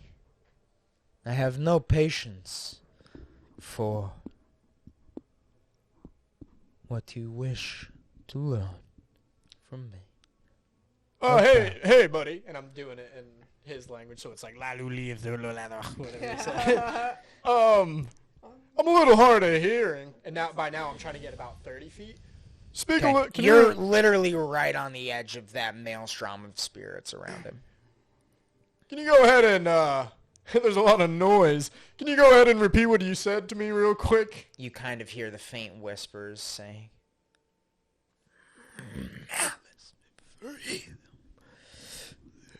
liberate them, brothers, kill them. Like, it's the whole range. Is that in common, or is that in the language I'm comprehending right now? It's hard to tell. Oh. It almost comes off as more psychically oriented. It's like, no matter who might have been standing here, these voices would have made themselves very clear. Okay. In communicating. So, in your language. Gotcha. Yeah. So, don't walk through that. In the language of your headspace. Yeah. And you had just asked a question. That was the spirits answering, quote unquote. What was your question? My question was... I got a lot going on in my brain right now, Ryan. So he basically said, like, he's hard of hearing. Can he repeat himself? That? Yeah. I told you I have very little patience for this. I require utmost calm and quiet. Sordello, quiet. Quiet? Listen, pal. You might be new here, but I'm out here trying to help you. So, you know. You know nothing about me or what I have experienced. I am, according to you and your contemporaries, an ancient, prehistoric archon, or as you would call us these days, angel. The storm around him, the maelstrom of spirits expands, doubles in size, and you feel your breath get knocked out of you, almost as if somebody gave you a hook, but to your heart. Oh, shit. Just boom, right here under your arm as you were leading defensively. Almost like a kidney punch at the same time. Would I, okay. And I do need you to roll. What did you roll? Constitution. Well, you rolled a d20 before that, right? I have it in my notes, but... You didn't tell me what to add, if anything. Right, I told you probably not to add anything. Go ahead and roll a d20, just straight d20. So a d20 with my persuasion? I got you. And no. 18. That is quite good. I remember now. I remember what that was for and what the DC was. Yeah, I need you to make a con save. Brutal. Yes. Yeah. Wasted. 9. You have inspiration. Everybody does. Yeah, I already used mine, but y'all haven't used yours. All right, let's do it. Did I use You used yours on your con save, right? Yeah. Not on my con, on the other one. It's right. It's probably still... And you roll the d20. 14. Oh. Yeah, I know. It's Close. like good sometimes. But yeah, not no, like that's an unfortunate bracket. 10 to 15 is an unfortunate bracket, that's for sure. Give it to me straight, Doc. Yeah, you drop to one knee. And vomit Oh. Falls to the floor. Psychic damage. You feel your stomach twist into a knot. Your heart, for literally just like a 1 1,000, 2 1,000, it beats much faster and it freaks you out. Your veins pop out in your neck, in your arms, and then it drastically slows down and you feel the lack of oxygen for a moment. You are poisoned, and you are blinded. Can I, while I'm kind of fucking up there, can I go ahead and use like lesser restoration on my face to like kind of like take away like some of the poison or blindness or Let whatever? me think, because like this is all like this is a pseudo initiative in a way. Like you're on the edge of initiative essentially. There's no reason to roll. There's no reason to roll yet, but Okay. I'll wait. So that The gods have spoken. I'll wait. yeah, no, let me think. Just because that's and I don't want to tilt my cards just for the sake of enjoying the story. Just let me think of the order of things as if it was an initiative. Can I fuck him up? Yeah. Well, no, I just want to be as authentic as possible with my fucking you up. I appreciate it. I appreciate it. You deserve it. I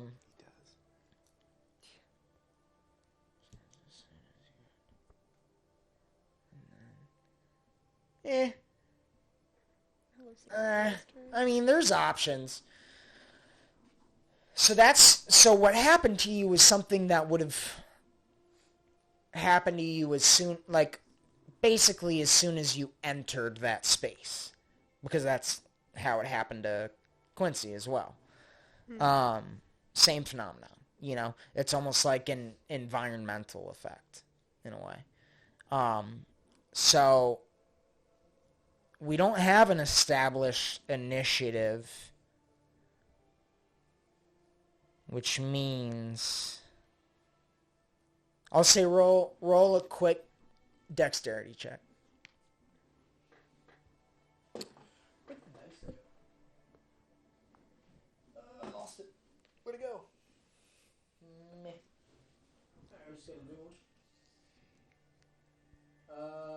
Dex saving throw or just a dexterity throw? Just a dexterity check. Just a D20 plus your dex mod. 14. Wowzers. That's a good sign. It's like, yeah, you only take 50 damage. Fuck Oh, chill. you. Whoa, hold on. God, I wish we were together. I'm still just chilling. Yeah. I am chilling with anxiety. Well, that's chilling for a lot of people. So let me ask you real quick, Sordello. Because there is a brief moment where this harbinger before you has a moment of autonomy to be able to act. Okay. Before you actually manage to touch yourself on the forehead and wipe your hand across your brow or whatever you're going to do to restore yourself. So with that being said, I do need to know if at any point, because I know Sordello as a character. Uh-huh. I know bards as characters. So this is a relatively loaded question. Typically I just don't ask. But has Sordello spoken a lie to this entity in the course of this interaction? I need you to tell me honestly as Kyle.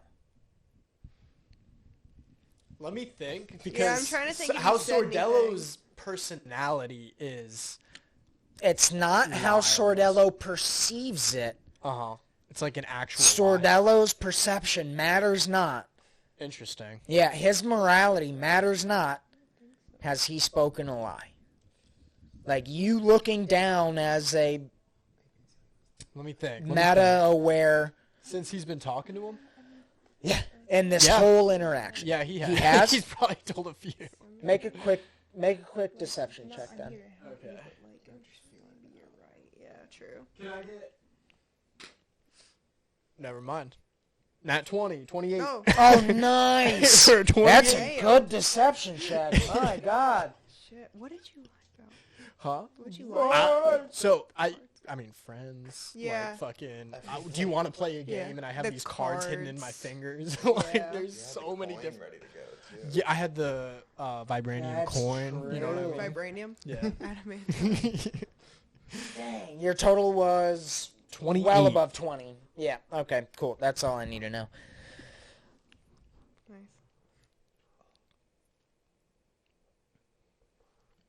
Okay. As you go to,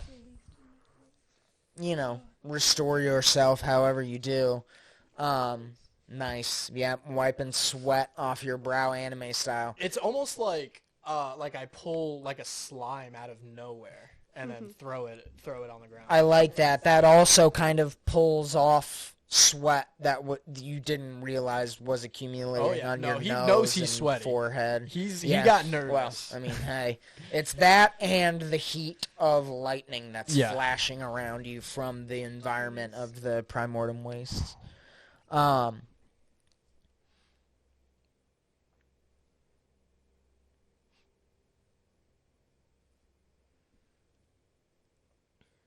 I'm gonna need you to roll initiative. Oh. All right, let's fucking do it. Oh man, 20. I rolled No, really 21. well. 21. 21. Let me do something for me. Oh, where'd it go? Where'd it go? I'm so disorganized. Since I'm holding these cards, does that mean I'm like holding an action, or what does it mean? Well, I have no idea what you would use those cards for an initiative necessarily. You don't have to tell me. Save it. I know what I would use. Save it for the viewers. I'll say yes. That does mean that you were holding an action. I mean, we'll talk about what the trigger for that action would have been. There's a very specific trigger. That's the reason I chose the card. I figured. Yeah, just let me But know. it's I trust you. predetermined. Let me know when Yeah. that happens. Gotcha, Yep. gotcha. Yep.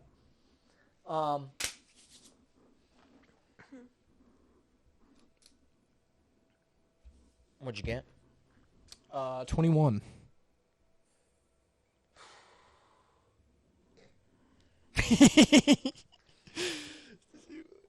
Snickering over there.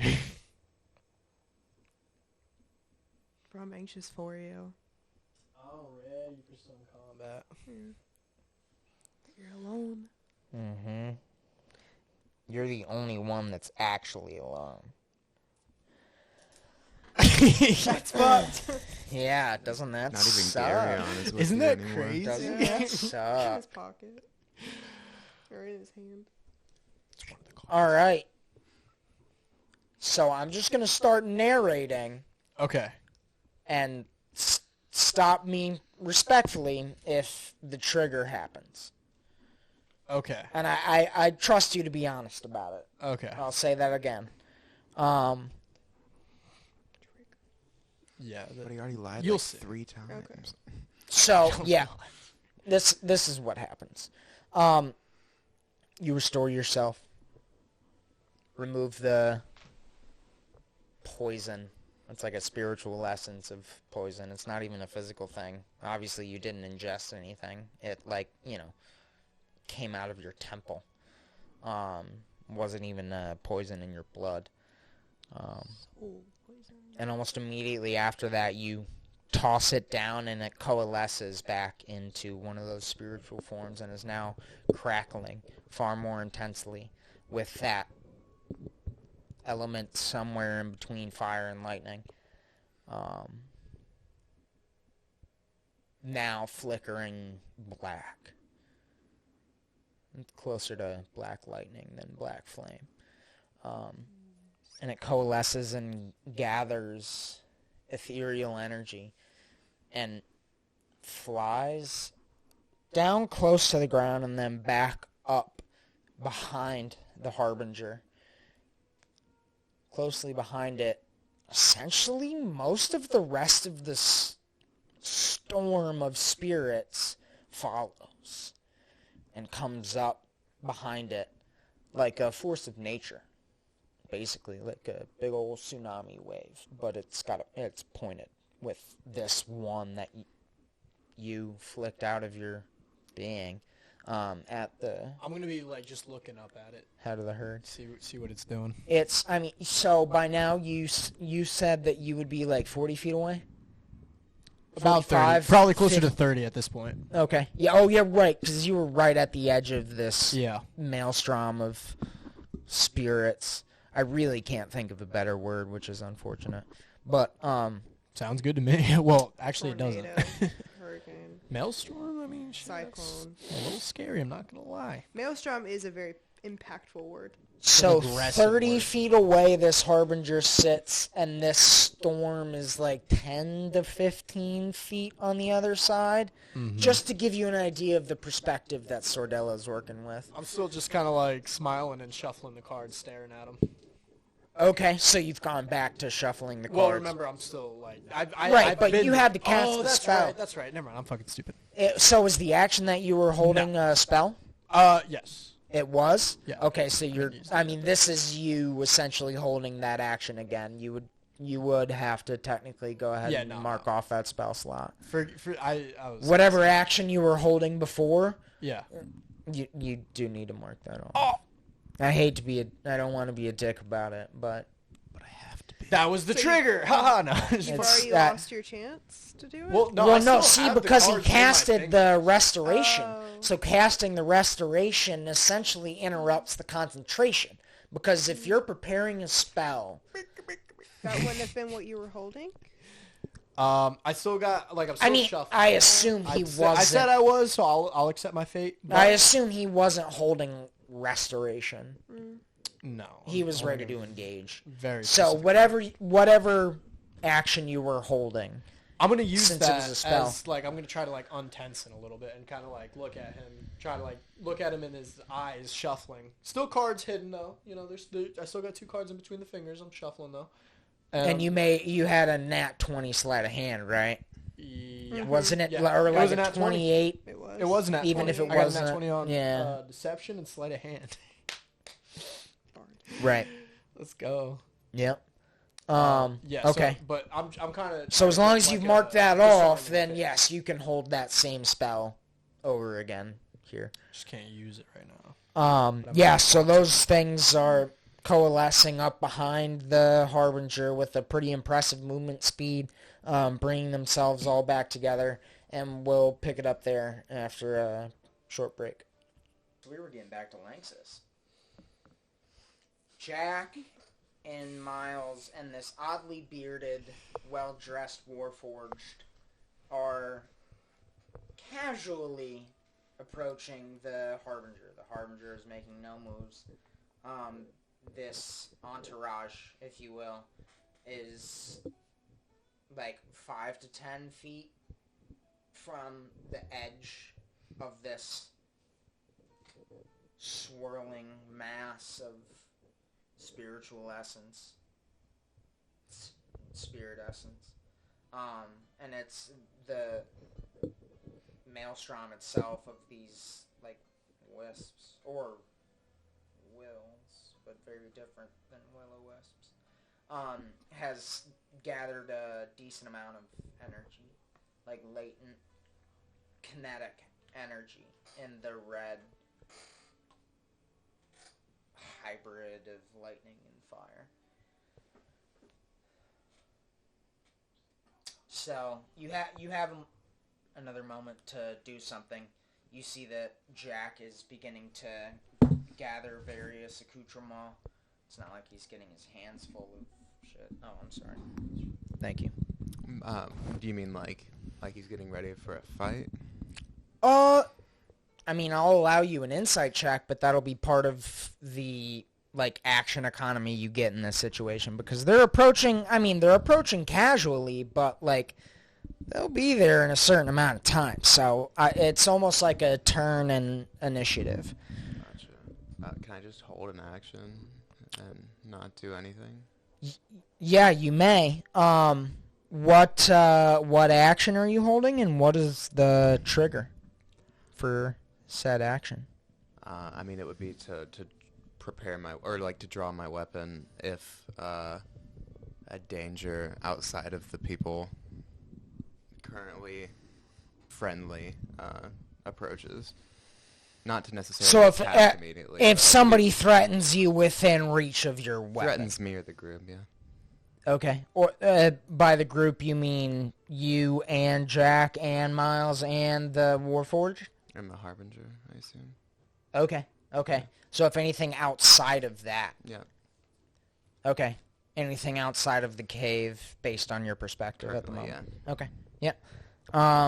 What are you preparing, can I ask?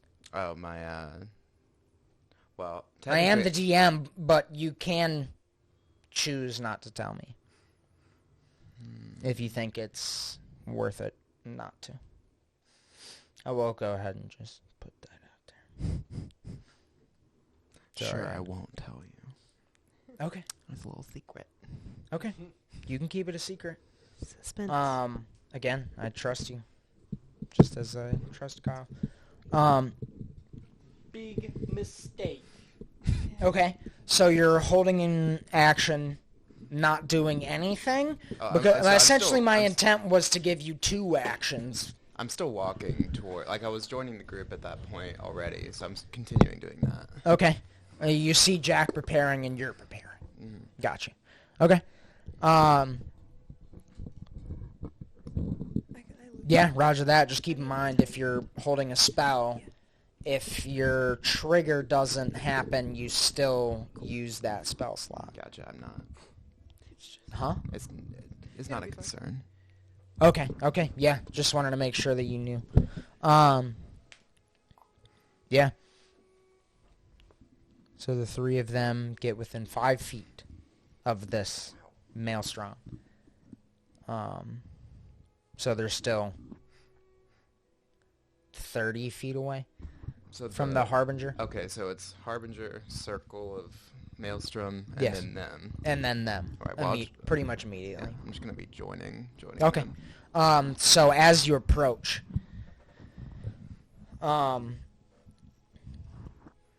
you see in one of Jack's hands, he's got a chain held in his hand, and at the base is the glowing glue crystal. Totally. Mm-hmm. The glowing blue crystal. Jeez, that's a tongue twister.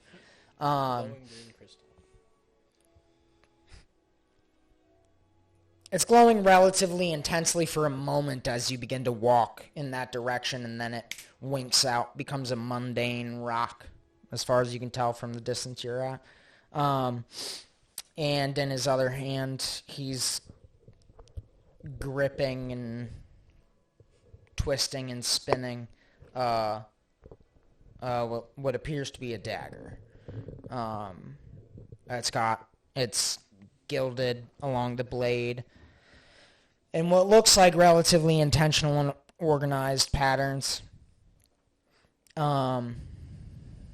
You begin to prepare your spell, whatever it looks like. We'll find out, I suppose. Excuse me, I'm sorry. Oh, dude, gross. I know. I know, I'm kidding. Oops. I'm kidding. Not really. And you walk up next to him and join him. Gotcha. You said speaking would count as an action in this, right? Yeah, you're holding one of your actions, so you still have that other one. I'll allow it. You haven't actually rolled an initiative. Alright, so I want to speak telepathically with the Harbinger again. Okay. Do these people mean you harm? They do appear to be preparing for some sort of battle.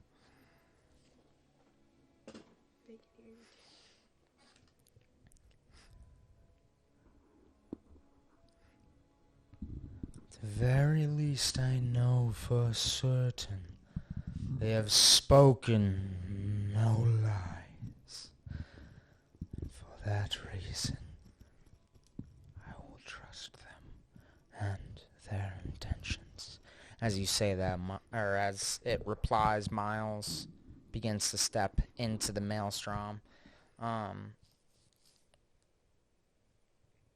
5 feet, almost like fighting against a storm. 10 feet, hair blowing all around him. And you hear Miles shouting, but from outside of this maelstrom, you can't tell what he's saying.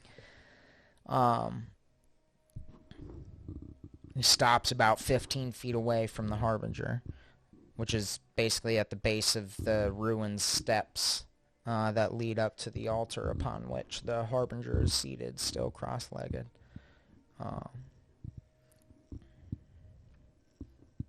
The Harbinger does seem to turn its head to listen to whatever Miles may or may not be saying.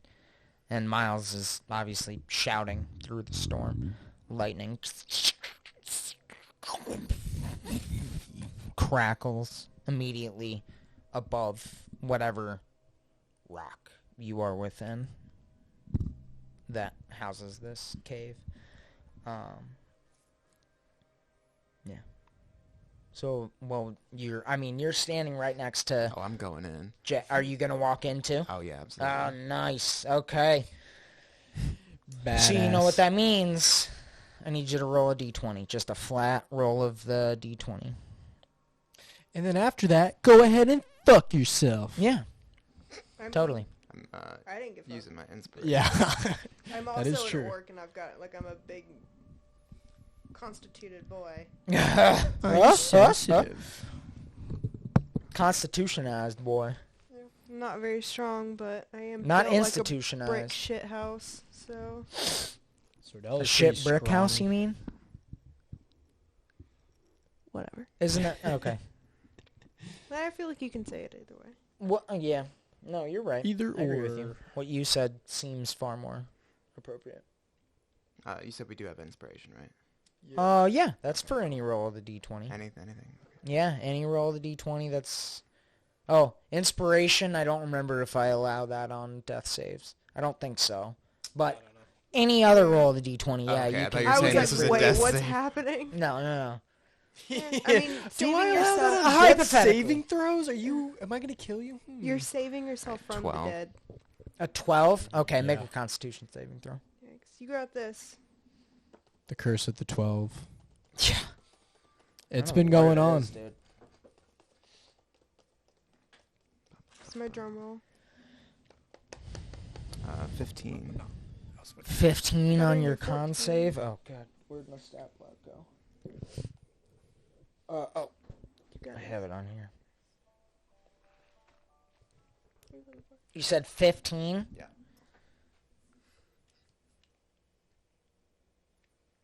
I'm going to need you to roll again.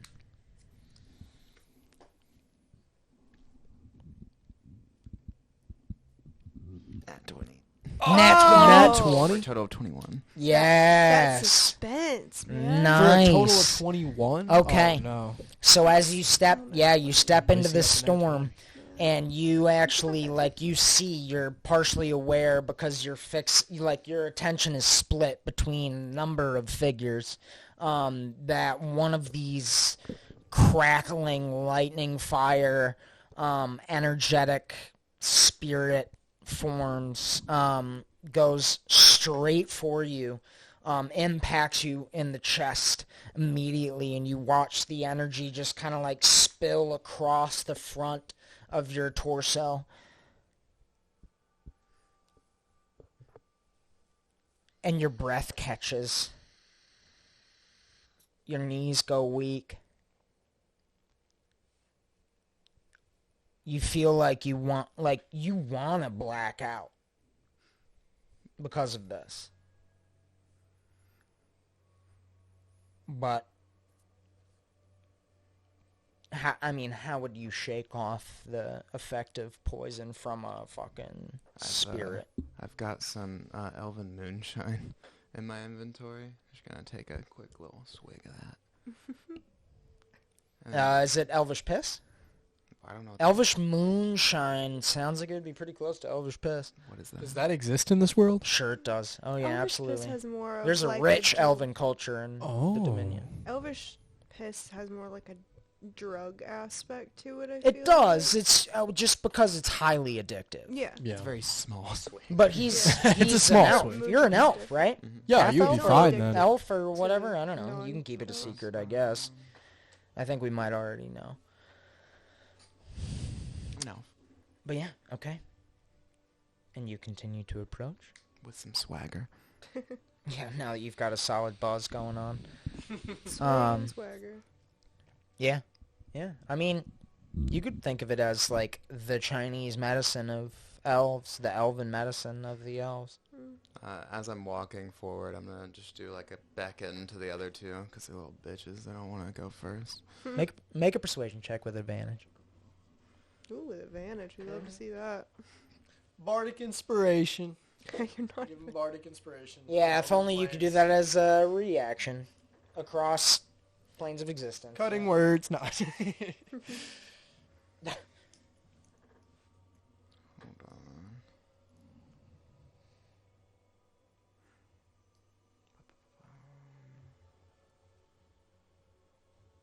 Yeah, I'm fine. Oh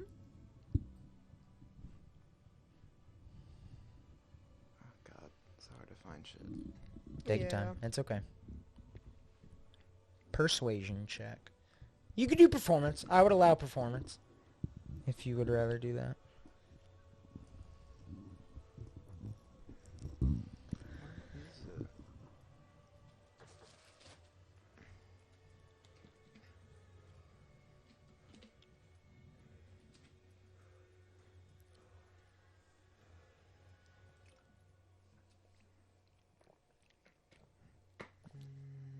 Alright, Ryan, the list is not that long. No, I'm not looking for that. I'm looking for the one where I have the minimum. Oh yeah, it's a 10 on I anything found you're it. proficient in. Okay, so 20 then. Nice, okay. Is that the minimum? Yeah. Okay. I rolled a For 3. performance or persuasion? Persuasion. Okay. You rolled a it with advantage, right? Yeah. Okay. So it was 2 and 3. Wow, brutal. Yeah, so So the 20. minimum. So The 20, minimum. Yeah. Naturally. Eloquence bards, man. It's Yeah. crazy. Oh shit. Let me make sure I'm doing this right.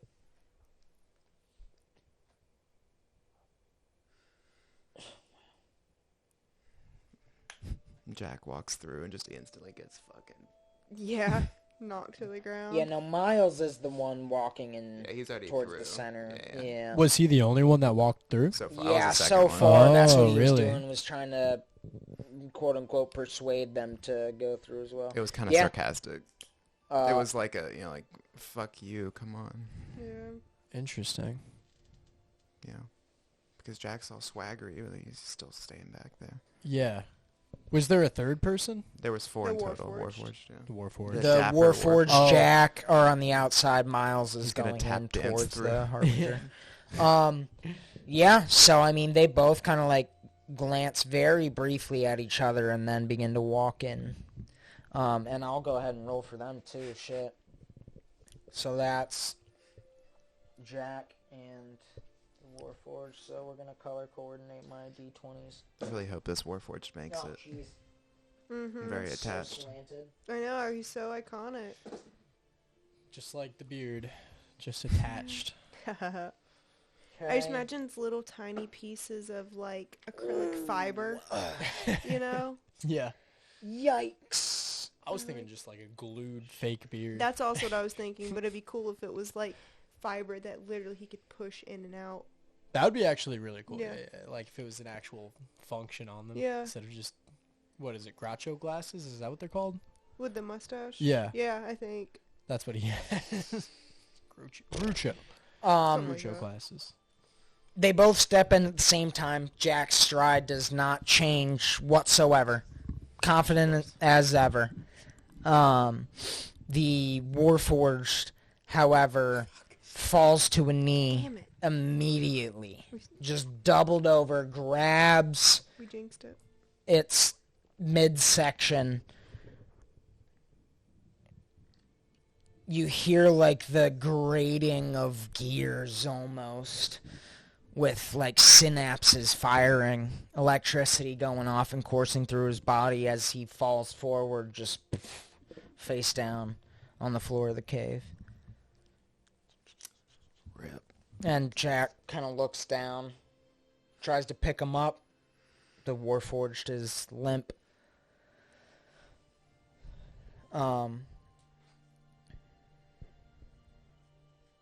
And you hear Jack beginning to mutter like, "That shouldn't have worked. That shouldn't have happened. Those Warforged do have souls after all." He turns over and looks at the Harbinger. Begins walking far quicker towards it. Rolling that dagger in his hands. Kind of tossing it back and forth. He's got the necklace that he had with the blue stone tied around his wrist. You've got time to react if you'd like. Fuck you. I also didn't roll for Miles when he entered the Maelstrom. So I am gonna go ahead and roll for him and pretend like his first roll that I didn't do was just a success. Not outside the realm of possibilities. Yeah, okay, so he's got a... yeah, that's not gonna...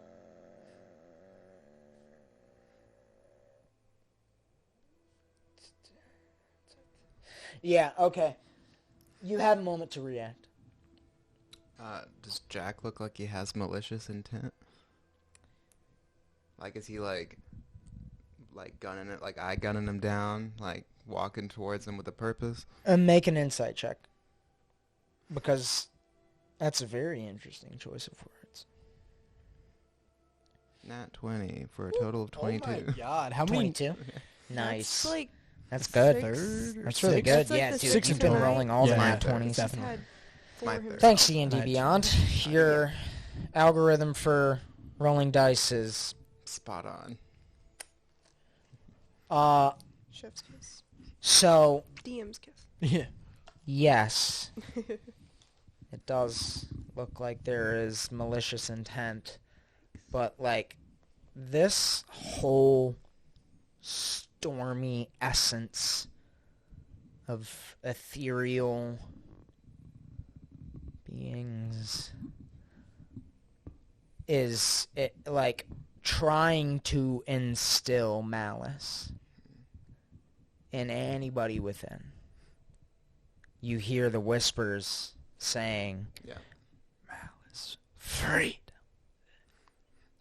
How much time do I have? Like, 'cause I was, moving up. This is all happening in moments, but... No, but how far back is Jack? Oh, I would say at this point, with the pace that he's put on, he's like barely 5 feet behind you, but 10 feet to the right. You know what I mean? Can I basically kind of intercept and just put my arm out to, like, stop him just for a second so he can, so I Make a can say- dexterity check. Okay, cool. Sure.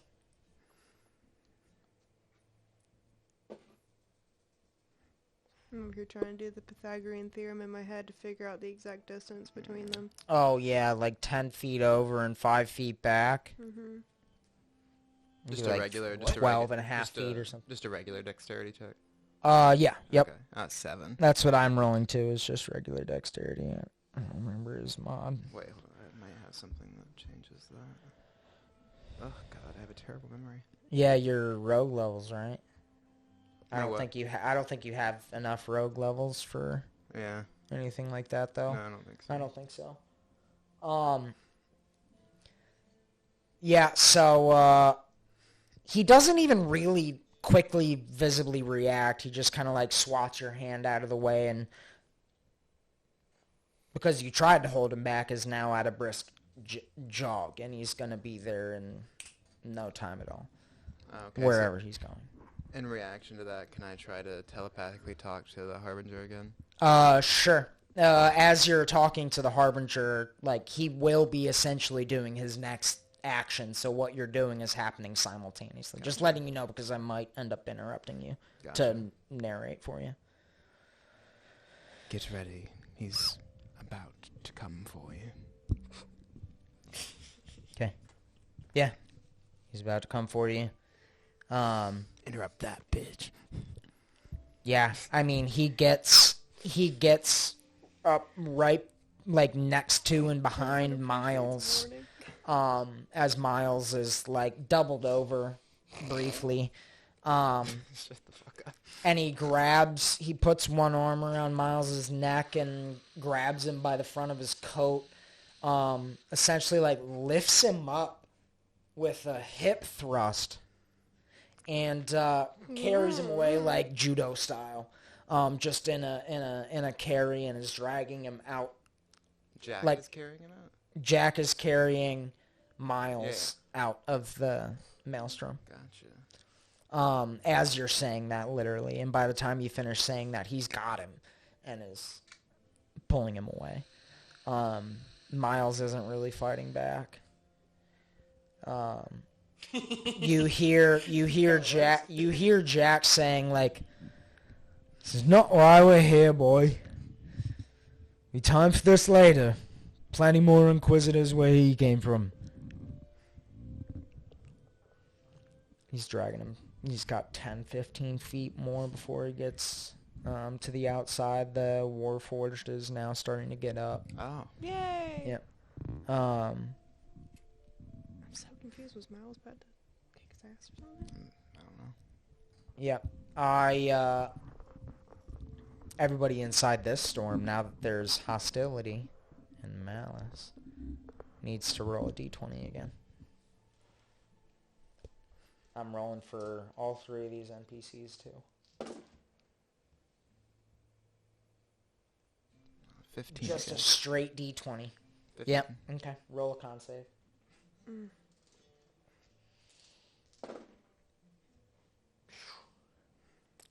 I forget if any of these NPCs have lucky. 19.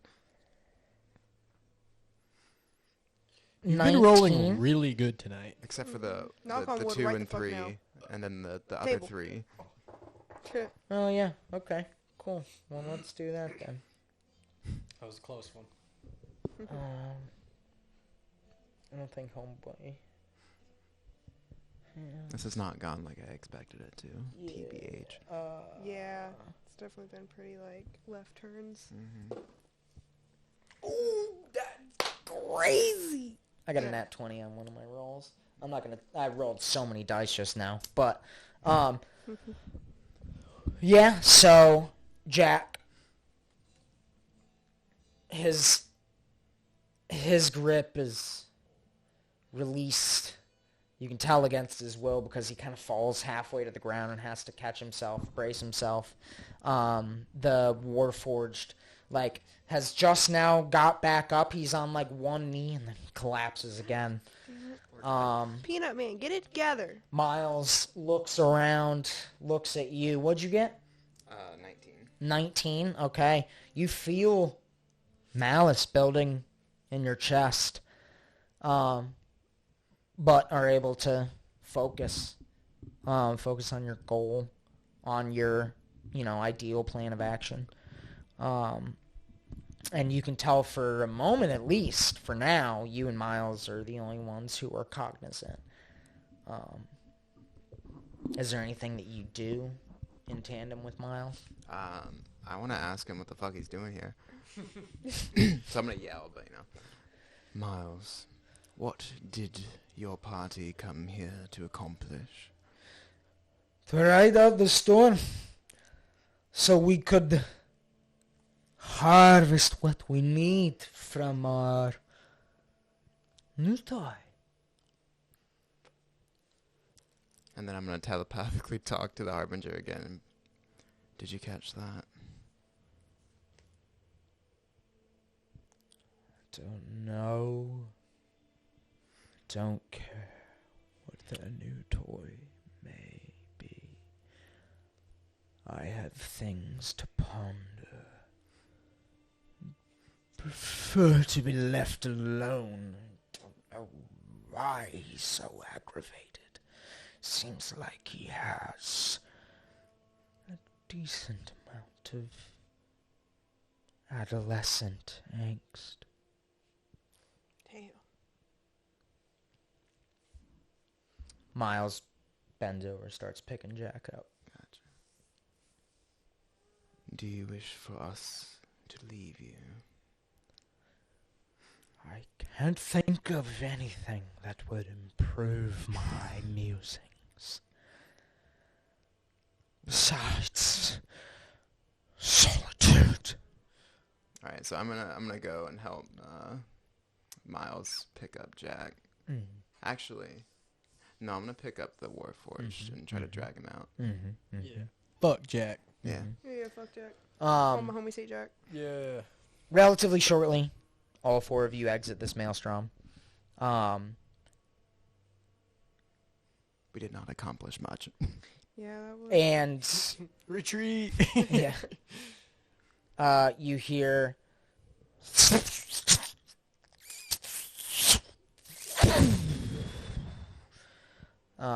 You know the sound of a lightning rail passing on a bridge above you.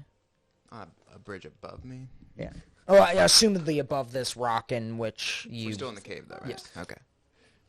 It's just the sound of one that must I can see pass my over friend from this here. cave. My friend's in there. Friends in there. Yeah, just... I guess. FYI. Okie dokie. So this antlered, Oh, fuck, I forgot about that. shadowy figure is crawling out from the cabin of the lightning rail onto the roof, the metallic roof, that's somewhat sloped. Like on the sides? Yeah. Okay. Yeah, right on the edges. It's a rounded. little bit, rounded. And you see, like, it's like a robe of shadow that it has. You don't see legs. As it appears about 20 feet on the opposite side of the Harbinger from you. You still feel / hear the roaring of the fire that's gouting from the back of the lightning rail where this explosion happened.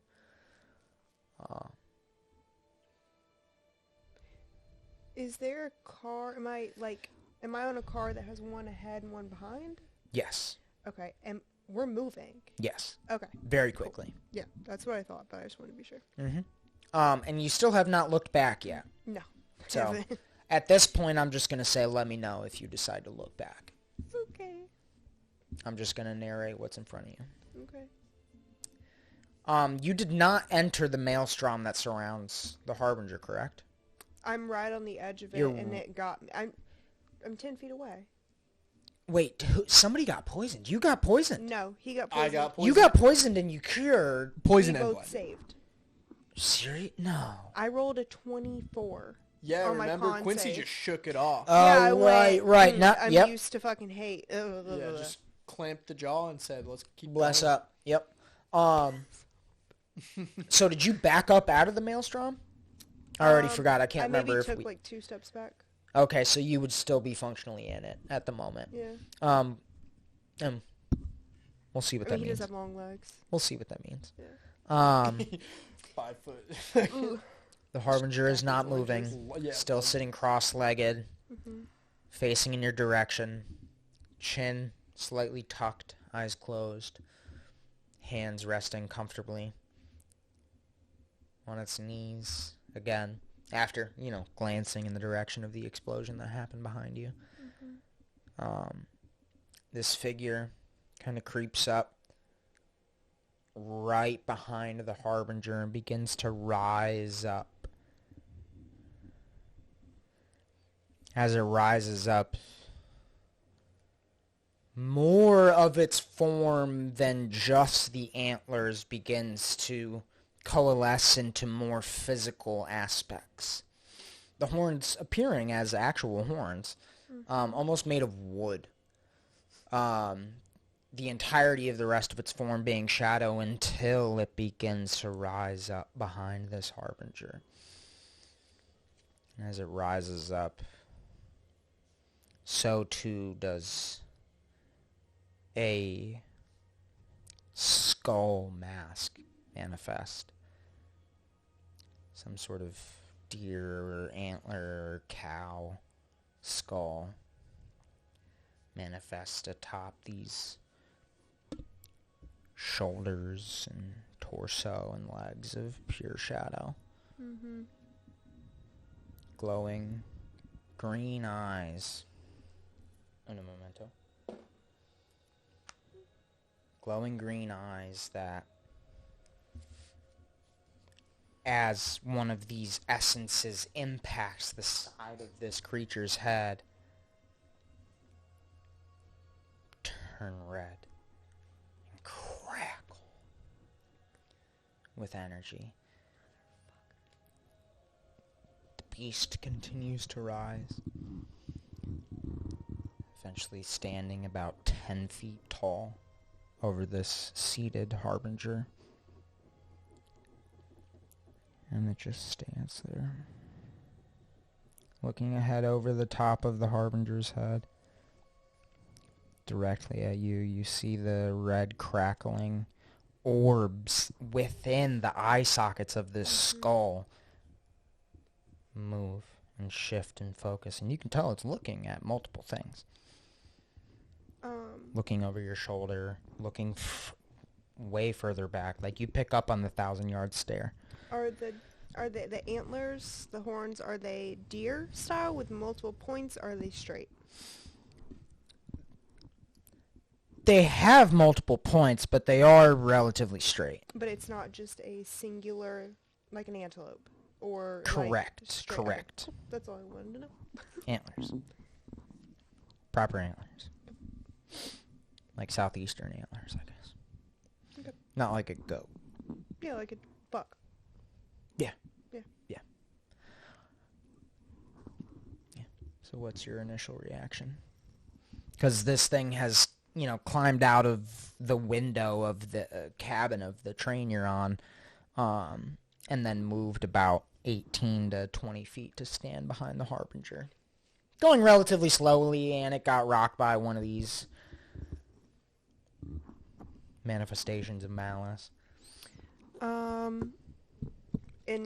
Still in telepathic communication, Quincy would say to the harbinger, if this is not your friend, you may want to move. It does not look happy.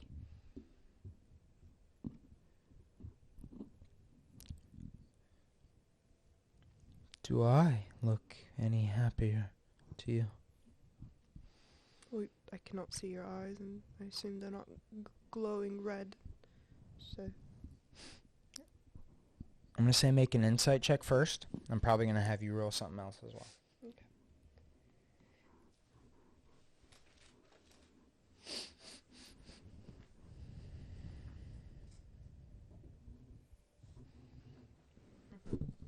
8. Not bad. On insight? On insight? Yeah. Right? Mm-hmm. Rolled a 4 plus 4. Okay. I'm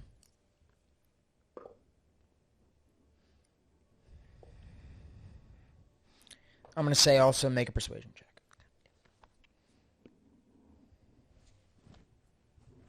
Yeah. It's got to be charisma. 13. Okay.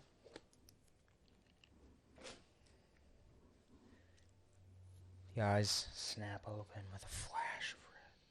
His? Yeah, the Okay. harbingers do. And its head snaps up and looks at you, and this is all within a split second right here.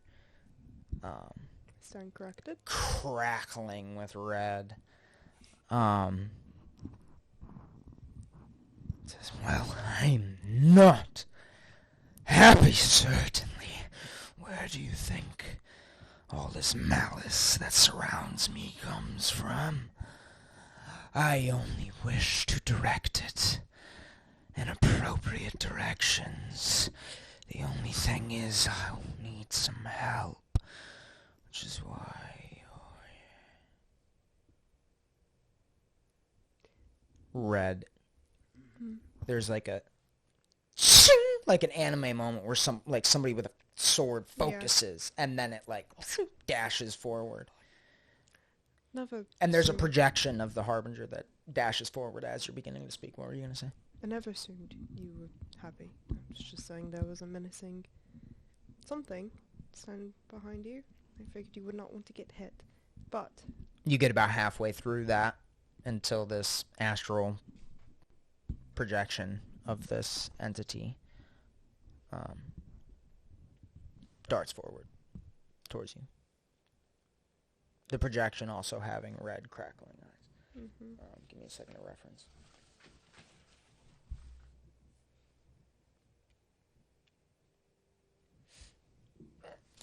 Make sure I know where this goes. Are you at less than full health? No. No? Okay. Once it gets within 5 feet of me, I'd probably cast shield though. Wait until it rolls to hit if it does. Yeah, once... Because you do that as a reaction if somebody hits you. Yeah.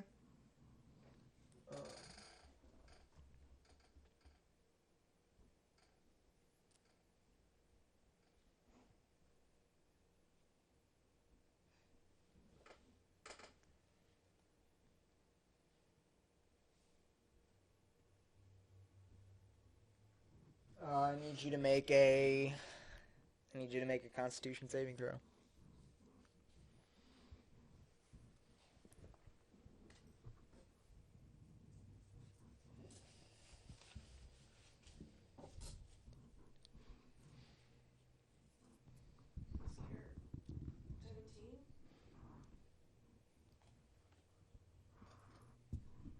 Okay. That flash makes your vision go completely white for a second. And then it goes black. You feel your muscles relax profoundly. Like, in a good way? No. Yeah. Like you're gonna slump to the ground as this thing is charging you. Yeah. But something within you, something primal, something genetic, kicks in, and you feel your body re-engage and dart to one side. Your eyes open again. Open. You don't know if they ever closed. But at a quick dart around, like with your eyes, you see that this creature has Sickleth raised, holding them by the throat. God damn it. The one that you dodged, is holding Sickleth up by the throat, and Sickleth just disappears. And then immediately that astral projection disappears. A moment later.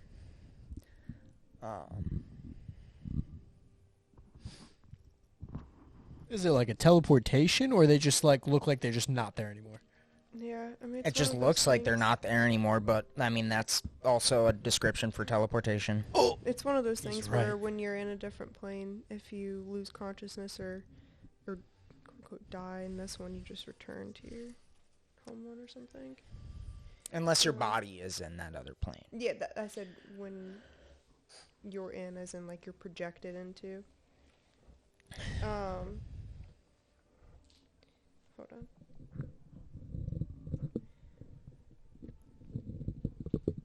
Quincy would, kind of steel himself of like, well, there's nothing I can do about it now kind of thing.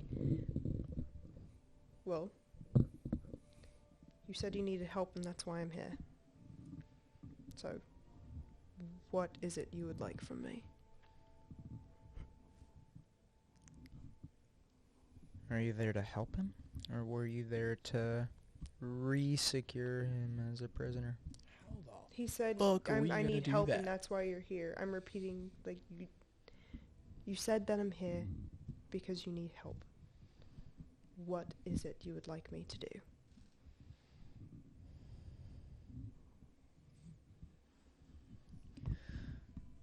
I need help liberating my brethren.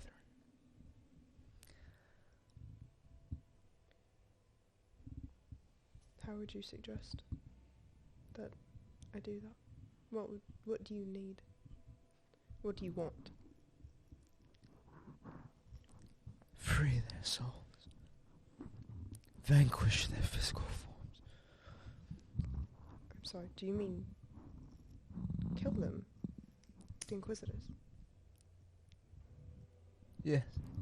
Angels can't be killed in the same way as the rest of you.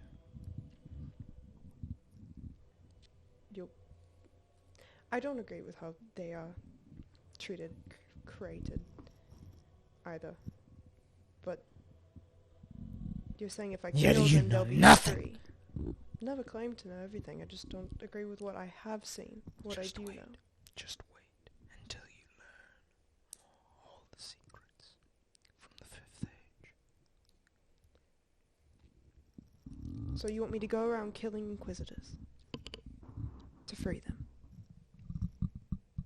I want you to go around helping me killing Inquisitors to free them. That is my only purpose. Now, after 1,000 years of life on this plane,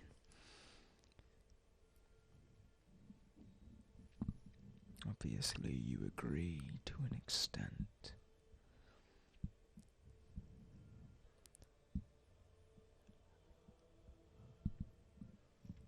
Can't deny that.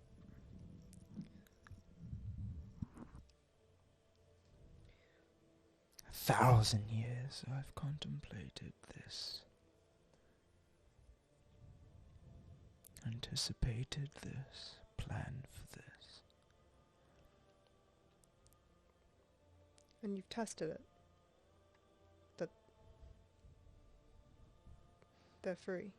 There's not anything that would block them from liberation.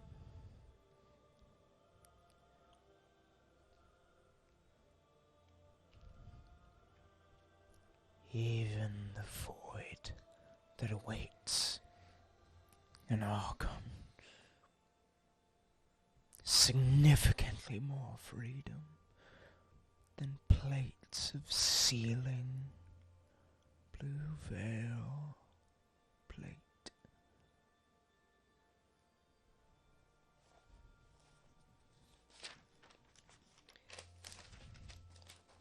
Say I do help you. You do help me, and you will help me. I need you to make a wisdom saving throw. Great. I didn't even get to finish my sentence. Yeah, this guy's a dick. Yeah, like, I didn't even get to finish speaking. I guess that's why he was in angel jail.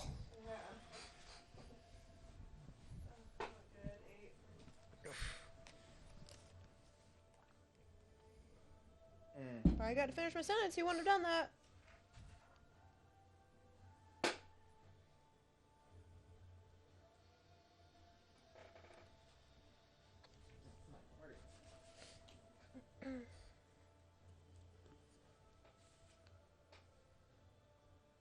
Wait. Wait. Ah, damn, that's on someone else. Never mind. Oh, shit.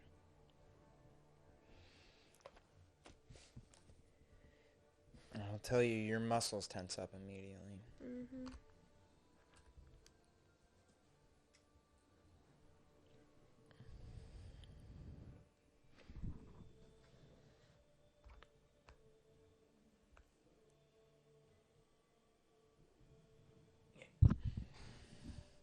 Your muscles tense up immediately. Locked in place.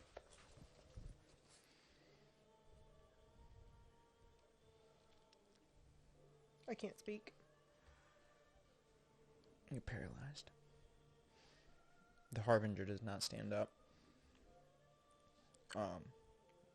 The shadowy entity behind walks around and begins approaching you. Fine. Gets within 5 feet of you. Bends over. This figure towering above you. The skull. Face in front of you. Just kind of cracks. Snaps into place. Right in front of you. You almost get the impression that this creature in front of you is speaking to you. But you know that still, it's the psychic communication in your mind.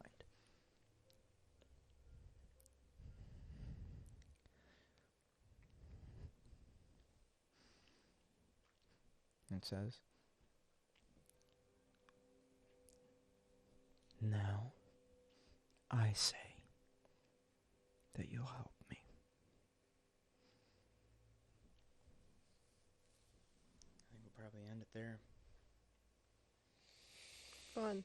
Yeesh.